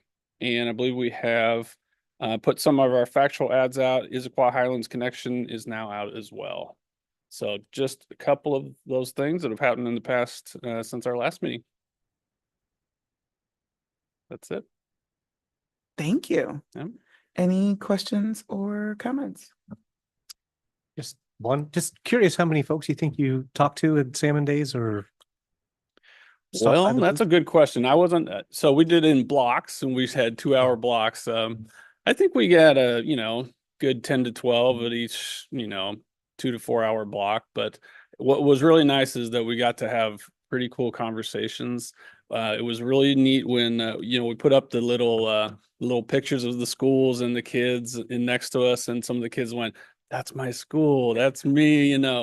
I came walking over here because I go to the school district. So that's really neat to hear. And then also, some folks that maybe don't engage with us very often. So that was neat too. Yeah. Yeah, so we were there staffing the tent from 10 to 6. And then I think every shift did have a different volume level as well. But we were also at the Field of Fun, which was very family focused. And then also by Doc Dogs, which had a lot of families with fur children come by. So we had a lot of people come by because of the high activity with Doc Dogs, but also the Field of Fun. And so we were well positioned in the field to welcome and show our district and to be able to engage with anyone who wanted to talk to us. Oh, and I also should mention, we did have a bus in the parade. It was decorated with the salmon. It was done really well if you saw that. So we're proud of our transportation team. Yep. I just had a not a question, but a kind of a comment that was a question that I'd received, and I just wanted you to maybe answer it. But we have community members who are newer to the community and wanted to know, building a high school seems like a really big proposition. What about how long will this take when you think about land management and permitting and then building, and wanted to know the timeline? So I thought this might be a good time to reiterate for those that are newer to the community what the answer to that question is. Sure. So, so the timeline for this particular high school started out in 2016 when the district said we need to do this to ease capacity. Went through beginning a process that normally takes, you know, a while in terms of years, but this drug out 6 to 8 years now, trying to get permits, the land, some of the complications around the use of that land. And so escalating costs actually came into play as well. So now that we are at a stage where we have permits and we are ready to go, with the bond funding, we would be able to build a high school within 2 years and have it open in September 27. Thank you. Any other comments or questions? Anything else, Superintendent? Thank you very much. Thank you. And with that, we will move to our next topic, which is secondary innovation. Superintendent. Great, thank you. To frame us up as a presenter joins us and she'll introduce herself. We are thinking about just making sure we're providing the progress updates about some of the things that we have been doing with respect to innovation specifically. And I do want to make a connection back to the Lindsay Unified School Visit District visit that Director Gallinger and I were able to do last week, and thinking about that alignment with also what we're already doing and continuing to do more of with our students, which is to continue to support student agency and choice. And that's pretty powerful for me to continue to see that come to life. So with that, appreciate the partnership here, and I'll pass it over for introductions. Okay, I'm Julia Bamba, Principal on Special Assignment Facilitating Innovation. Thank you, Superintendent Tauyik and Board of Directors, for having me here this evening. I'd also like to start with a thank you to Director Moraldo and Gallinger for inviting me last month to join them on a panel where we were able to talk and discuss about innovative efforts going back as far as 2014 and 15. We were able to share with other board directors from across the state what the partnership looked like before Gibson-Eck was even an idea or a thing, and share about that journey and the work and how it takes the support of a board to do innovative efforts. And so I had a really great time presenting and talking about that story. So thank you for having me join you for that.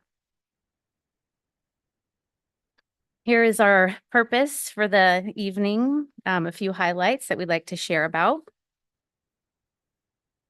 As we continue innovation efforts this year, we will also build on the already strong experiences that our students are having across the district, while we also look for new ways to test and pilot learning experiences for our students.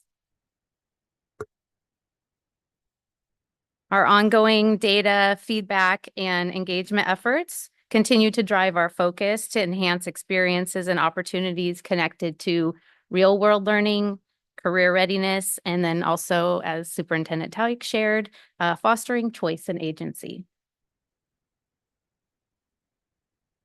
So one of these examples is our microschool pilot, which is an example of how we're exploring new learning opportunities related to real-world project-based interdisciplinary learning.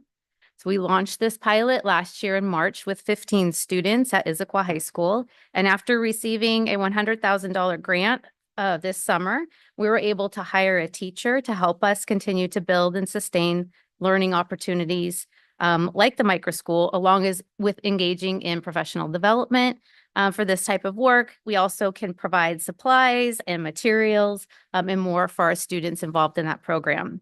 So currently, the microschool students are using design thinking, much like our students at Gibson-Eck use, and they are learning physics and collaboration and inventive thinking by building a mini golf course for a local preschool on Front Street. And our microschool students visited their new little preschool friends last week to learn a little bit more about those students, but also just see what 2- and 3-year-old golf skills and abilities might be. So our micro school students have been refining their prototypes and are starting to build their course starting tomorrow. And then we'll visit the preschool in just about a week to go and then play alongside the students so they can be putting their new golf course to work in the community. We're also exploring how to partner with families through learning. So right now we have many family volunteers from the micro school who will be joining us to either build or donating supplies for our students to use in their designs. And then another important aspect of the micro school is learning how to use a competency-based model of assessment in an interdisciplinary course as we guide our students through how to apply their learning and skills through projects. I'd like to thank Stephanie Olson. She's ISD Instructional Technology Specialist. Thanking her for her creative learning and just her creative thinking and how we can use Canvas to achieve our goal for teaching and learning and assessment in this new way. I also look forward just to sharing updates with you as we continue to learn through this pilot and see how we can sustain and grow and scale this micro school model in different ways.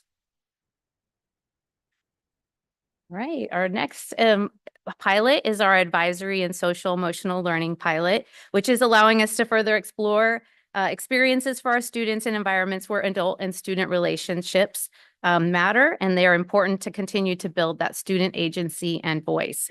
For this pilot, we're working with 25 interested high school teachers to explore the benefits of our current advisory models, and also to build capacity for how we can seamlessly integrate SEL learning into courses rather than teaching what we previously did in past years was teaching SEL as standalone lessons. So teachers have volunteered to participate in this pilot, and they now have access to Wayfinder, which is a curriculum that provides teachers with research-based lessons. They can use these lessons with very little prep, and we hope that they can be highly effective. But these lessons are also designed to support student purpose and belonging so that they not only thrive while they're in school, but they also have a connection to their learning outside of school. The teachers are engaging in, if they choose to, monthly coaching opportunities, and they can test lessons every couple weeks. They can also provide feedback along the way, and then this will help us to just continue to build the capacity for delivering SEL at the high school level. And last kind of highlight in some of our pilot and our career readiness efforts is our a few highlights from the career and technical education team. First is they are preparing to engage in conversations with student groups at our comprehensive high schools. They want to engage with students just to learn more about what learning opportunities connected to career readiness students would like to see. This will again just provide more data for us to layer into the already great data that we have and have been collecting over the last few years. The high school and beyond planned lessons and activities are starting to be administered in advisories at the middle school level, and then also either in advisory or flex time at the high school level. This allows teachers to really get to know their students, and then we can also see that teachers may, during course registration process, be recommending certain courses that might align to student interests or also just help them go deeper in their learning. Let's see. This is actually the high school and beyond planning and the lesson delivery. It's new this year, and it was a very collaborative effort that was between school administration, our high school, college, and career specialists, Melanie Bonanno, our counseling coordinator, Jessica Hall, who's our post-high school pathway specialist, and Lisa Neighbors, the director of CTE. So thank you to all of them for just their efforts to be able to launch this newly designed approach to the high school and beyond lessons and planning in school. Also would like to share that new credentials are being implemented in 2024, 2025. This includes paraprofessional certification for students in our teaching academy courses, Excel certification for students in accounting, and Adobe certified associate for students in the graphic design. And then just kind of last to wrap up the career preparation portion is that redesign has been a really big lift. And I also want to thank the teachers because for some, this is a new approach in delivering lessons that are related to high school and beyond planning. And so as they go out and they have the support of the college and career specialists, we're just looking forward to them engaging with their students in this process along the way. And last, just any questions or thoughts that you may have at this time related to innovation or any of the pilot efforts? Thank you. Questions, comments?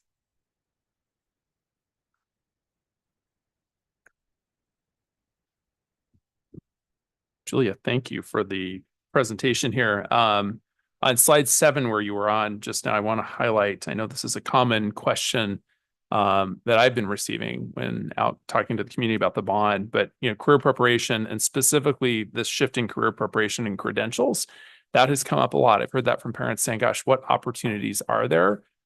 Specifically credential bearing opportunities. So glad this is highlighted, and again, hope the folks that are listening and are hearing that too, because it's exciting to hear that these are opportunities. So thank you.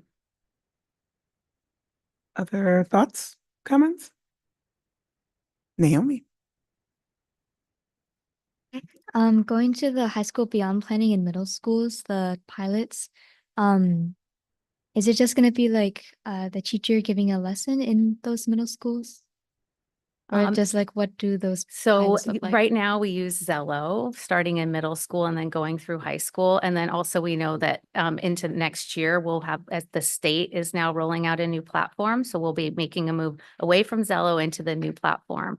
But as a lot of times in the past, the high school and beyond planning has needed to be completed before a student graduates. And sometimes those lessons can feel very much like a checklist or a checkbox, and students aren't engaging in the lessons. And so the team worked really hard to be able to use the Zello platform, but also offer some engaging lessons that students could deliver and help have out conversations and help students reflect on not only their learning, but their own individual learning styles and their hopes and their interests, and then connect those back to just be, again, making informed choices on what they may be choosing for courses, what they might be looking for if there are other credential or pathway options, and then also thinking about what opportunities they have for after high school.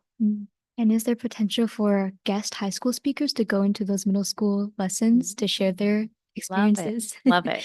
And we'll definitely share this with the team that's working on this. Okay, thank you. Yeah. Dr. Maraldo.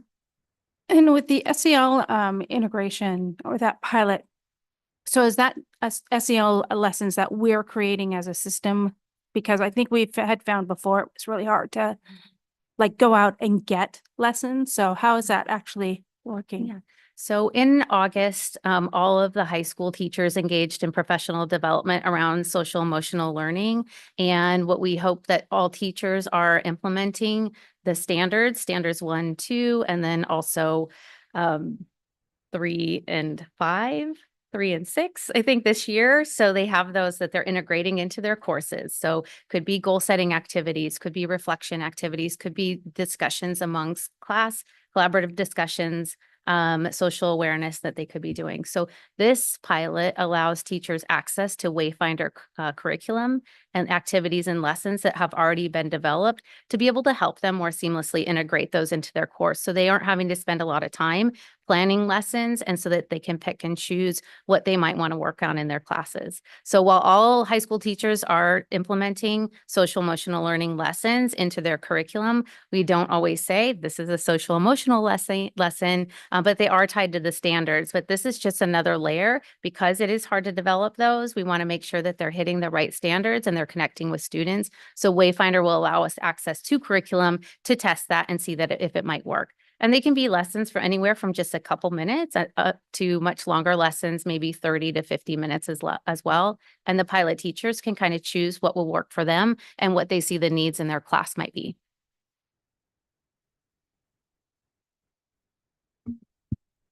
Thank you. I think for me, what's interesting, appreciate the presentation, the continued work in this space. I think it's just interesting how much what you're talking about here ties to previous conversations we've had today, right? So like the SEL and strong relationships and some of the support at the secondary level ties pretty much directly to the conversation we we're having earlier about how do we become better at the community connections, the individual connections. And so I guess for me, it's just to put it in context that these conversations don't come out of the blue. And then when you talk about choice and agency, for me, that ties to some of the exploratory work on what do we have available as curriculum even in our existing schools like AP and or IB at Skyline as an example. So I just think sometimes those conversations seem like they drop out of the sky as these individual efforts, but at least for me, it's important to say when I think about choice and agency, I think about that for every student at every level and making sure we're at least asking good questions about do we have that in place, whether it's brand new programming or existing programming. So for me, it's just important. I think it just seems like that feels disconnected for folks. And for me, it ties very much to the work you're doing and making sure that we can consistently have choice and agency across all of our students or for all of our students. Yes. This is just something I'm generally curious about. I know that the district puts a lot of work into tools like Zello and Nest lessons and things like that. But I also know that when it comes to developing SEL skills, a lot of the time students will be, or like we will gain a lot more from actual social experiences or even things that we're learning in our classes. So I got really excited when you talked about like integrating those lessons more into curriculum. And I was just kind of wondering like what that would look like. If I was sitting in a class and I was kind of receiving one of these lessons, would it be tied to like the topic area of the class or would it look slightly different from that? I think that we know when lessons that are connected to social emotional learning are connected to things that are relevant and for our students. And then when those lessons can be delivered authentically, that makes a connection. So often if it's something, let's just think about a classroom environment that's happening with the students or something that maybe needs to be brought to attention, then finding lessons to be able to have respectful and collaborative discussions around that, connect to that can be really important. The other one is like goal setting about you and reflecting on your own learning and then connecting to what's happening in the classroom and then also seeing how it connects to you in your future or related to other classrooms. So I think that we know there's a lot of different ways, but what we really want to do, especially with this pilot and in other advisory models that work really well, is first is that we have really strong relationships, not only peer to peer, but also our students and our adult relationships, that really matters so that we can create spaces for conversations and then help to continue to challenge, identify what the strengths of our students are, and celebrate that in classrooms as well. Yes, Dr. Taylor. Quick question. At the end of the pilots, what is the evaluation process? What's the criteria that you will look at to know whether it's successful or not? And I realize it might be different for each pilot, but just curious. Yeah, I think that would be something where I'd like to be able to come and bring back to you as we continue, since this was just a recent launch. I can share from the pilot from the micro school that we launched last year, and we collect data on where students were when they started the program, where they were at the end. We look at attendance, we look at discipline rates, we look at engagement in classes. We also look at how they see themselves as learners, how their families may see themselves as learners, how successful they might be, not only in a micro school pilot, but in their other classes as well. So I think that's important for us in the micro school, as well as social emotional learning. You know, it is about the learning and engagement, but it's also helping our students see what their strengths are and help them gain leadership, help them be able to collaborate with others while learning and engaging in the material. So there are a number of different data points that we are using that we would use across all of our classes, but then also just sharing the student stories around that. For the SEL pilot, now we are looking at a group of teachers that can help provide feedback. Were lessons helpful? Were they engaging? Did they help you meet the needs that you needed, that you set out to with your classes? Are there things that we need to expand on that? Our schools that have an advisory model and that relationship is really strong, what are the things that we're learning from those experiences? Is it really important to have all grade level students, like all ninth graders, in an advisory together? I know Issaquah High School has mentors in their advisory, so where it might be an all ninth grade advisory, they also have upperclassmen to be able to be, mentors and models and help those students along the way. A couple examples of what we look at. Thank you. Any other questions or comments? Anything else, Superintendent? Excited about the work and to see how it continues to progress, and appreciate the dialogue and feedback from all parties tonight. Thank you. Thank you. Thank you.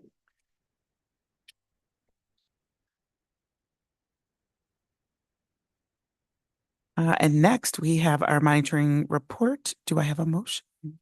I move the board accept the monitoring report, OE2, treatment of people as presented. Second. With that, Superintendent, I'll turn it over to you. Great, thank you. I just want to overview this is one of our first reports that's of the longer nature as we kick off this school year, but excited to hear board dialogue, and we'll welcome up Dr. Dana Bailey and Donna Hood to prepare and share some highlights for the group. And it is 20 pages, so we know that the board reads everything, and so we'll just keep it pretty short and then open up to dialogue and questions.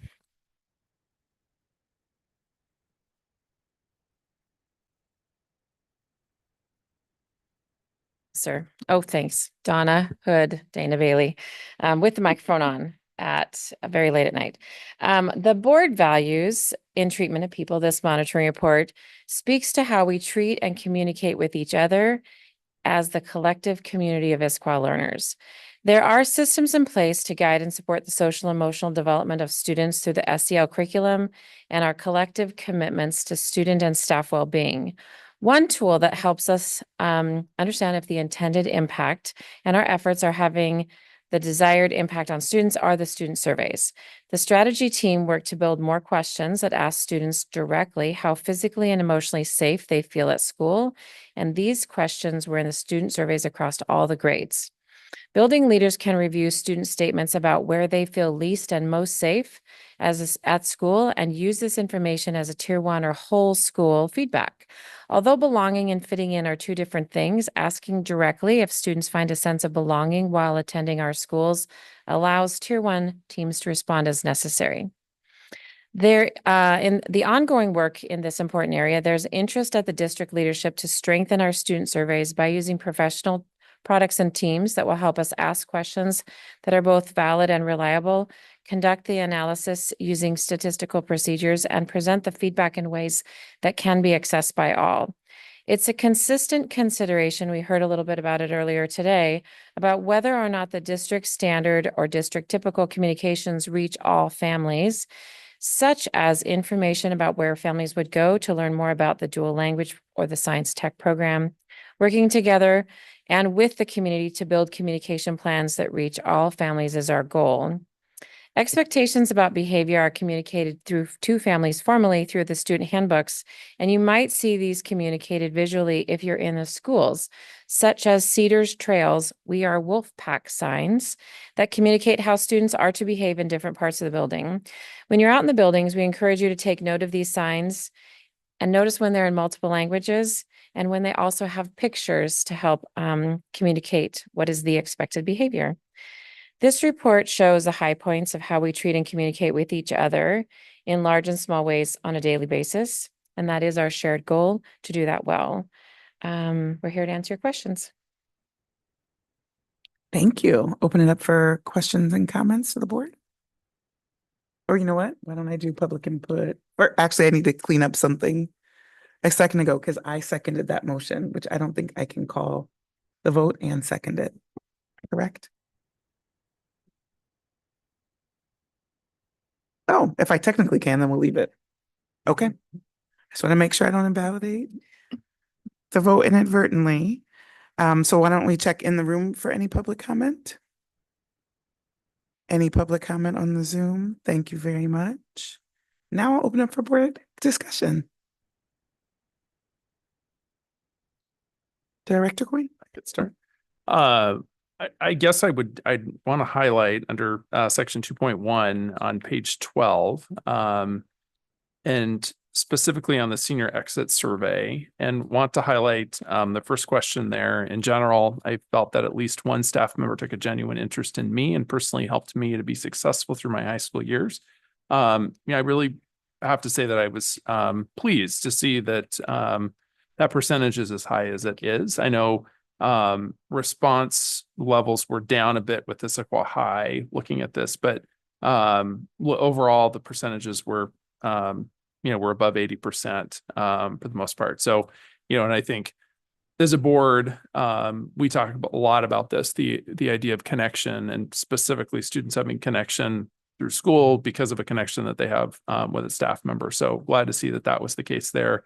And Naomi, I want to thank you. I know you had noted for me and giving me a little more perspective. The next senior exit survey question was, in general, do I feel safe at school? And it was lower at Issaquah High, I think in part, fewer respondents, but Naomi, that perspective is helpful too, because I know that, obviously going through a situation like that can be scary, and students likely responded with that in mind. So that was one item I wanted to highlight. Thank you. Thank you.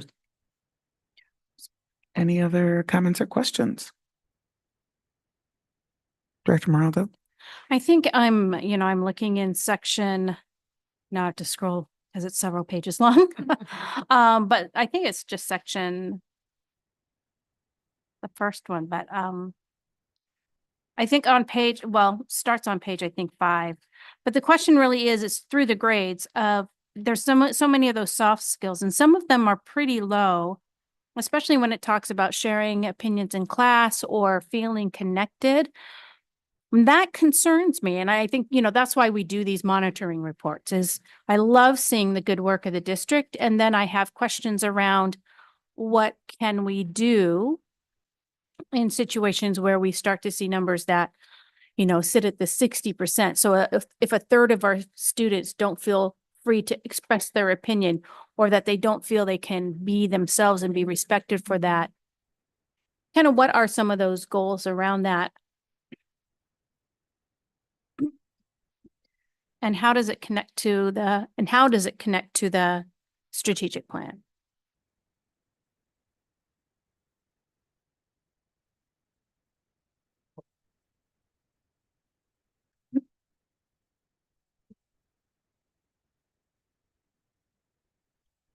I think that the leaders of schools and the principals would be able to weigh in on that better than I could at this point.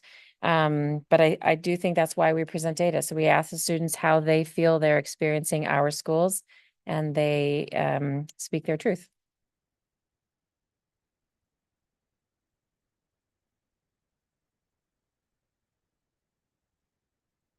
Oh, thank you so much, Dr. Mullins, for standing in. I appreciate that you, highlighted Cedar Trails. I got to go see that personally.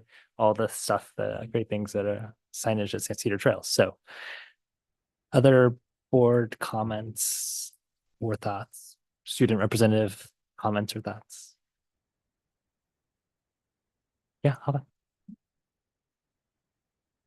I just think it's great to see this level of data, because it's I think last year, because I reported on this last year, I felt like there was like a level of data that I was really interested to see, and like how students felt about some of those elements of the OE, and seeing the data of like where the district is doing pretty well and where students do feel seen and feel safe, and where we can improve is really great. And I also really appreciate the updated questions in the high school, like the senior exit survey, to get a heightened level of detail of like the student experience.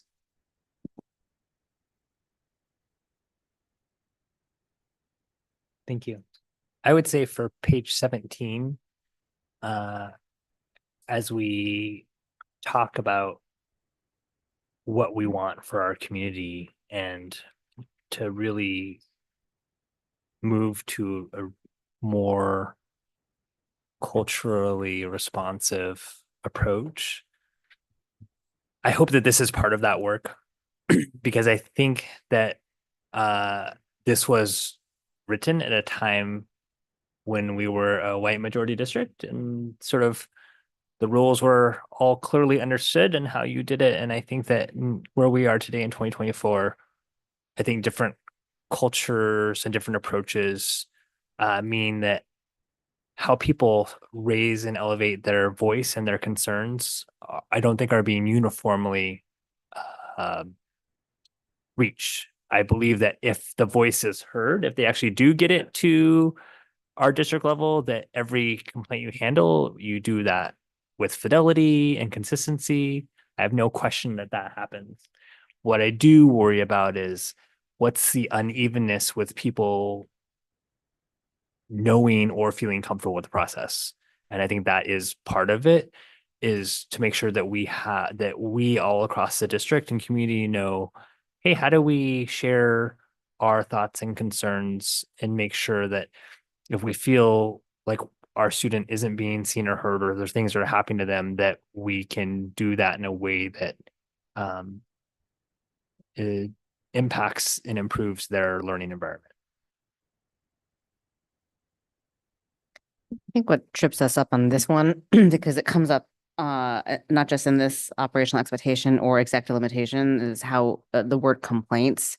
And I appreciate the surfacing of do people of all backgrounds know how to bring forward complaints? But I also hear a bit there about how do our family members, community members know how to bring forward input, right? So there's if you are doing a great job, you are minimizing the number of complaints. That means you're actually doing a great job engaging, getting information out there that is in multiple languages and accessibility, accessible to all types of folks.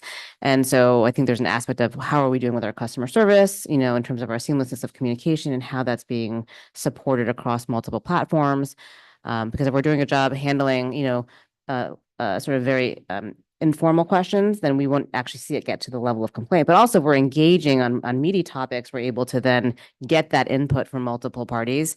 And then we would still see complaints because that is part of the process. We have to have a way of handling them that are more formal. So I want to think about how we differentiate that in the future and ask for the board's guidance and support as we engage in those conversations on excellent customer service, but also engagement input. And then also reaching people based on their first language or where their space and places where they are congregating to get engagement and input.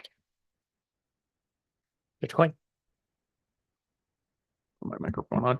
To make a connection actually back to that, going back to section 2.2 on page 13, the engagement component. So I wanted to highlight under 2.2, just the evidence piece here in terms of all of the work that the district is doing around engagement, and really want to highlight kind of towards the bottom there, the informational sessions, the family partnership liaison work with families that are new to the American school system. All of this is so, so important. And I think, again, goes back to 2.6. And, engagement is really the first way to make sure that we're bringing families in and making this connection point. So I was really pleased to see all this work. Thank you. Any other thoughts, Director Mullins? Yes, I would build on that. I think one of the things I left even the work study earlier thinking is it's probably a good topic to maybe do a longer presentation on some of the family partnership work. Spend a little bit more time with what's happening now there in some of the programming. I think that would be a good one to have a longer conversation on. I think my question is I guess I'm just wondering, what happens next with some of the feedback that you see in the report on, for example, I've been scanning through it where students feel least safe. In looking at some of those responses, like what happens next with that? Sure, that's a great question because it's there because if you're not brave enough to ask the question, you're not going to get the student's answer. So it gives principals at their own school, because you can pull the information out by school, exactly what the students feel and where they feel very safe and where they don't feel safe. The stairwells, hallways, bathrooms, parking lots showed up pretty often in those reports at the school level. So principals can know that and build a tier 1 plan around that.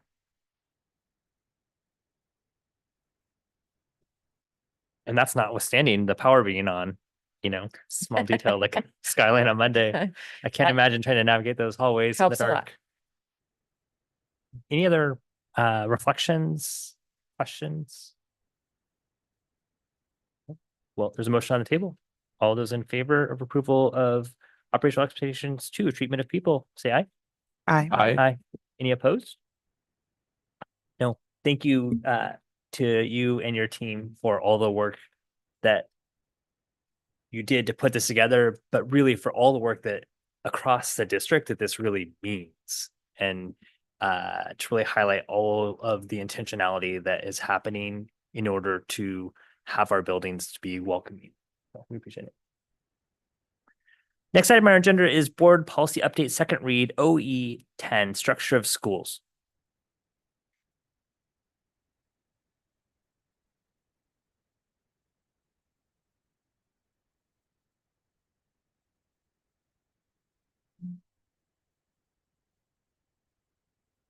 It said possible action, so I move the board approve operational expectation 10, structure of schools as presented. Second. Okay, so if you would put that up on the screen, Steven, so we can see that, that would be great. And so I think you can do just the updated version, the non-redline version at this point as second read. And so there's 7 components to this. 3 will do, 4 will not do.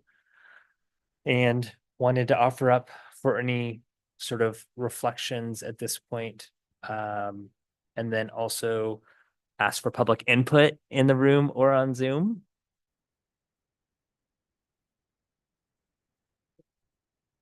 I'm not seeing any public input, so I'm ready to move to board.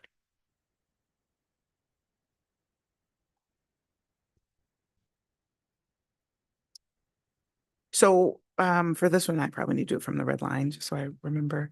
So on this one, I'm actually quite happy with how this one has come together. I think there's some items that we maybe hope would be true or believe are better practices. And so I think the updates here around the calendar, around some of the triggers of significant change, for me, it feels quite good to formalize those in the policy. I know we had some public input before that maybe the first one on calendar seemed challenging.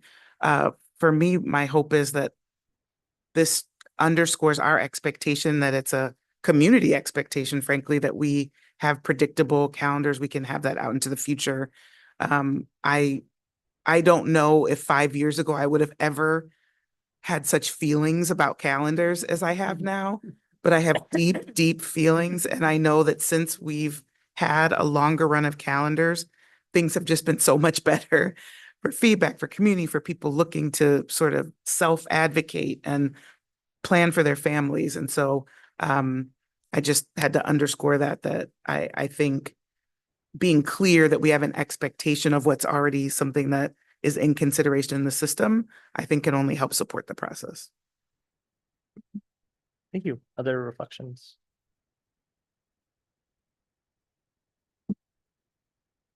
Just Director say, Morrell. well said. Okay. Right. I know when it gets to the point of second read, that's the whole point, though. I mean, there may not be a lot to say because we said it already multiple times. So I'm so fair to not beat the horse dead. No. Alrighty. Well, we have before us a motion to approve OE 10 structure of schools. All those in favor? Aye. Aye. Any opposed? Alrighty. It's a lot of board policies that got approved and updated tonight. So next item on our agenda is legislative matters.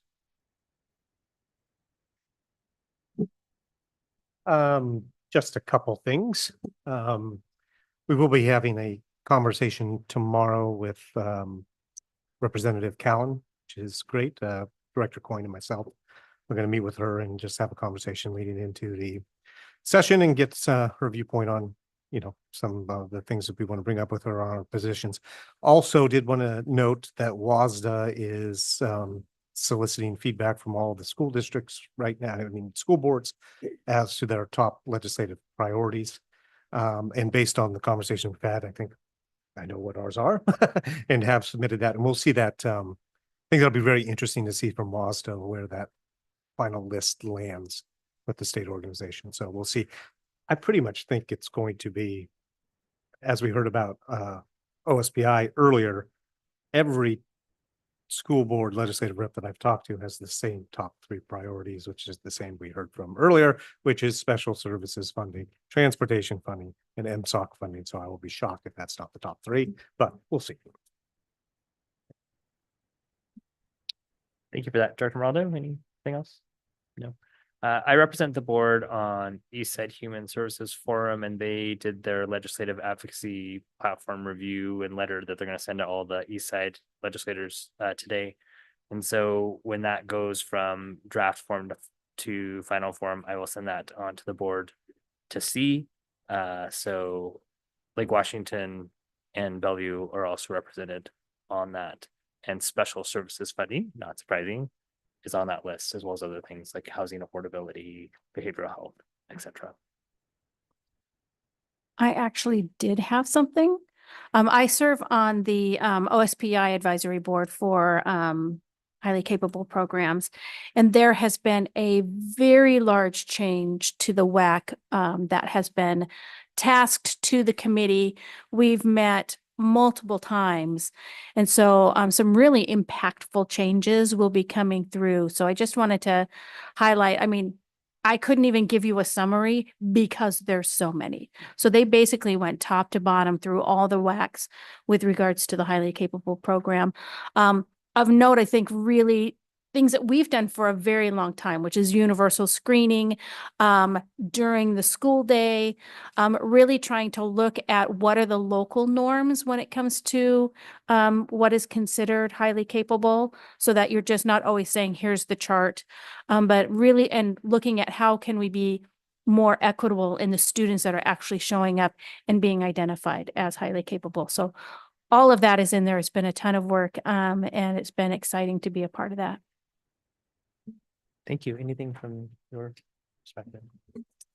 No, we're here to support if you need anything in your efforts. I know that a lot of it comes down to some of the numbers. And so I know that Martin, Turney, Mariah, and Issaquah are very quick to turn around information as needed and eager to get on a consult call as well. Thank you. We are eternally grateful for the support your staff provides and the rapid turnaround to get us the numbers that happen. And we appreciate the accessibility you have for legislators. And so they know that a trusted source of truth is this Issaquah School District. So thank you.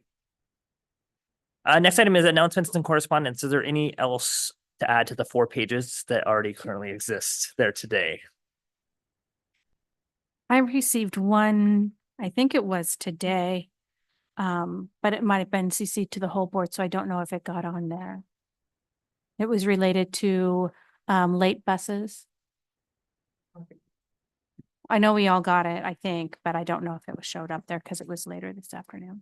Yeah, I think that that cutoff is earlier in the week anyway. So those ones that are all for this week get added to the next board Okay. meeting is how our workflow works. Okay, thank So you.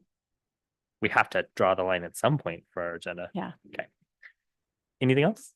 Okay. Next item is calendar and future agenda topics, which is a great time for our students to exit if they would like, because this is the most painful part of our meeting. So I'll go from easiest to hardest. So I apologize that we needed to cancel the listing session at Skyline High School, but we had 2 back-to-back bond presentations at Skyline during very similar time period. And so it just didn't make sense. But I want to start with the NSBA Advocacy Institute, which I'm sure Director Moraldo will have the dates rolling right off her tongue. But I know that she attends as part of the NSBA board of directors, and we are grateful for that.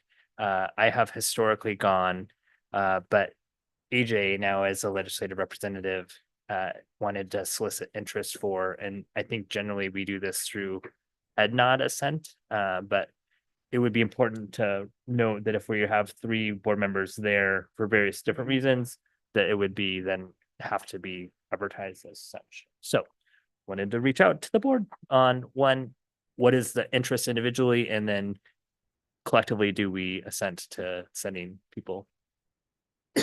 I am interested. I would like to go, but does Director Moraldo have the dates flowing off of her as promised?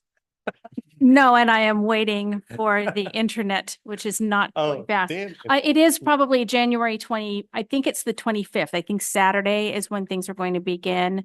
And we typically have sessions on Saturday, Sunday, and Monday, and Day on the Hill on Tuesday. But I do know that I think we've cut that down by a day. And so I'm just trying to see if it will go fast enough for me to Sunday, February 2nd through Tuesday, February 4th. February. Second. Yeah, Really? I could attend. Okay. Was there other interest from other people on the board? Well, I do have that. Okay. I would like to as well. Would encourage you, AJ, the equity day is the day before. I think that's the second. Okay. And it's really powerful day of learning. So, okay, so plan for it. I would generally plan for it, but you have to just make sure you let whoever Emily know, because the registration is actually separate. Oh, it is. Okay, let me take. Well, we'll have to see, because I do think they integrated Oh, did they? the equity through line through all of Advocacy Institute.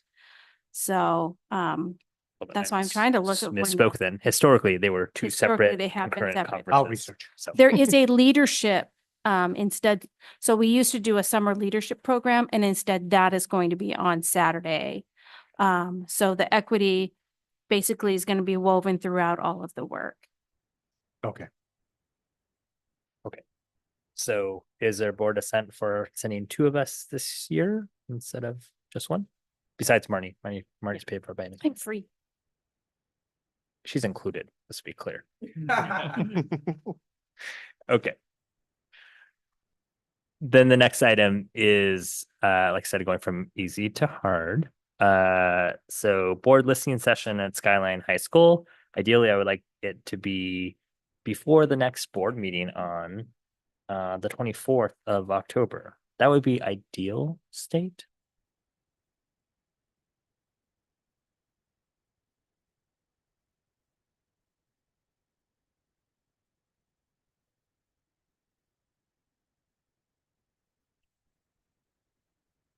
So looking at 23rd, 22nd.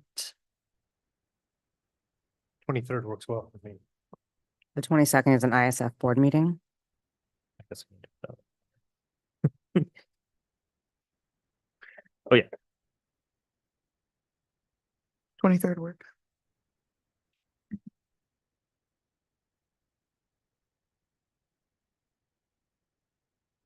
Matt, just because you live up. there. So the 22nd's off the table then. With the ISF board meeting. Not necessarily. I mean, when is? Not necessarily, yeah. I mean, that? it starts at 5:30 and it's one board member who typically attends, and then We're usually By leaving six. shortly after by 6. 5. Yeah, I was gonna say it's by 6, even 10 at the latest. Yeah, so we could have it on the 22nd at 6:30. I mean, 6:30 or later, is what I mean. That would be my I can do preference, that. just, Okay. Yeah. because there is a Federal Relations Network meeting on Zoom for those going to AI. That is on the 23rd at 5:30. It's a Zoom meeting. So we're Okay. so we're looking at the 22nd then? That isn't that what you wanted us to do? Well, no, I'm just asking. If Either one works for me. Either one, I'm just asking if I think I would prefer the 22nd. I could make the 23rd work, but I was just asking if we could do the I 22nd. might be in the inverse, but I won't. Okay. I can probably make the 22nd work. I can definitely make the 20th. Okay. What I want it to be, yeah, I mean, sometimes it's hard to get all 5 of us, but I definitely want Matt to be there as a Skyline parent as Okay, well. Then defer to the 22nd. If you don't mind, AJ, not I out think of I could make it. not out of disrespect for you. So let's shoot it for Tuesday, 6:30. Okay. And would you find out if we have the library available would be the best space at Skyline to do it? And if not, let me know and we can discuss other alternative spaces in that school. Okay. No, Super. I've got a more warmer space for the library. It's pretty big. It has a gigantic screen and such. If the library is not available, is the auditorium okay? I mean, I'm just working through if there's something I else. would rather probably do one of their classrooms because all the classrooms are blocked. I mean, Right, are like, yep. are 68 Got it. classrooms. I Yep. think. Just wanted to test that out, just as a, in a hierarchy. of Yeah, Being able to. I love the auditorium. It's a beautiful space, but I think it sends the wrong, Yep, great, thank you. too much distance. Yeah, so I would start it as an hour. So I would just do 6:30 to 7:30. So Tuesday, October 22nd at 6:30. Perfect. Thanks, you guys. And now to the hardest one. So when we get to adjourn is dependent on this. So, you know, maybe that's an incentive. So winter Very incentive. winter retreat planning. Sydney, why don't you kick off a time for us to start to narrow in on, since it should be when you're in the country. That's actually a great question. Starting in either early February would probably be in DC. I know. We Well, could say- I meant obviously not those dates, but or late January. Late January is looking pretty rough for me. Not late January. And so we start looking, and we ended up because of this challenge last When year. is, but ideally it would be before March. When is winter break? Winter break? Midwinter? Oh, midwinter break is the 17th. Yeah, 17th. 17. Okay.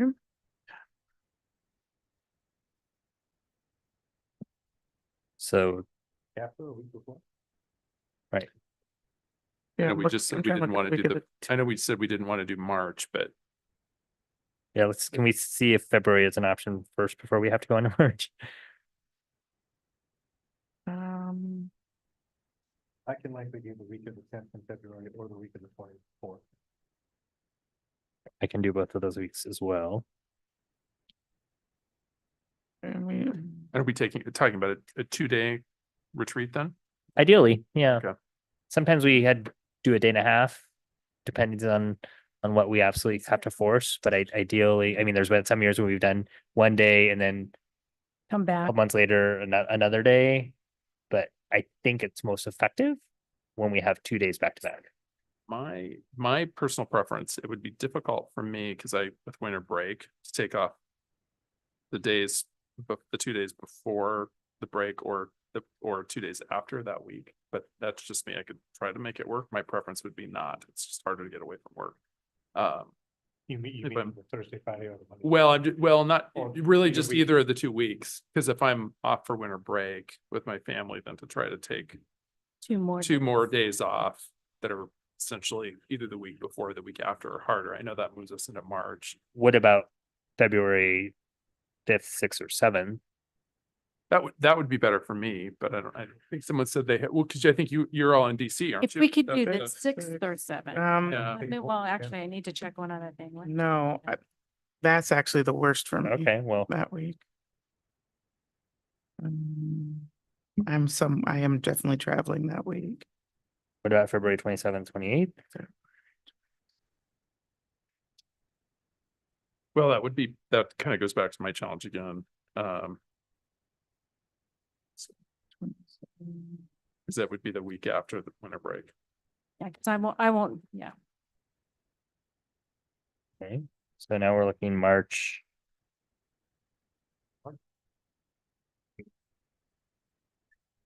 First week of March.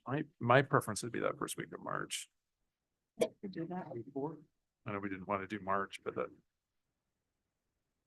I could do any day but the 6th. I can do 3-4 for sure.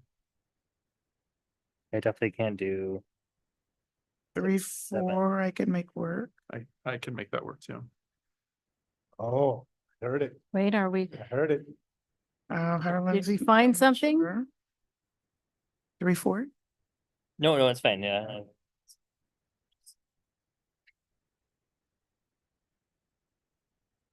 Will you be flying in from somewhere in the morning? No, I have to leave that after. I'll have to leave right after that to go. Yeah, soccer. Travel. I think we are settling around 3, 4. Is there any issues that come up to you as you look to your future planning? I think those are clear-ish dates for the team. I'm gonna work with you all on setting expectations for preparation, primarily because The Q migration is happening, which takes a lot of our team time. That's the Skyward migration is happening in the month of February. And then there is that winter break, and then we come back the 24th. So I know that we like to try to get some preparation like a week in advance, but it might be more like, you know what I mean? Yeah, I think we would want to set the agenda probably by December, Mhm. and then that way you would have ample lead time Yeah. for that. So ideally, you would be able to get us that information the week before midwinter break, if at all possible, or the week of midwinter That's break. going to be, yeah. Maybe we can talk about that as we see what the agenda looks like, but to get it that early, we're also coming up with some big ends reporting, you know, in those first couple months. And this is a huge project for Q migration. It's our entire, we go dark for the entire Skyward system. Or dark. Hopefully it comes back on. that's the point, yes. But so anyways, I'm mindful of some big operational things, which I want to make sure I call attention to. Yeah. Alrighty. All right, so confirming retreat on the calendar for the 3rd and 4th of March. That's basically the exact time that you did it last year. I was wondering that. It is, isn't it? That was funny. Well, we just set it as the expectation moving forward. Yeah. We just know. Go. Like Thanksgiving. It's like, Okay. do we need to be calendaring the superintendent evaluation that's early? Nope, it's not on the agenda. Is there anything else besides that for the agenda? Okay. Yes. But yes, we should be doing that at the next one. So we'll have on the next agenda. Okay. With that, meeting is adjourned.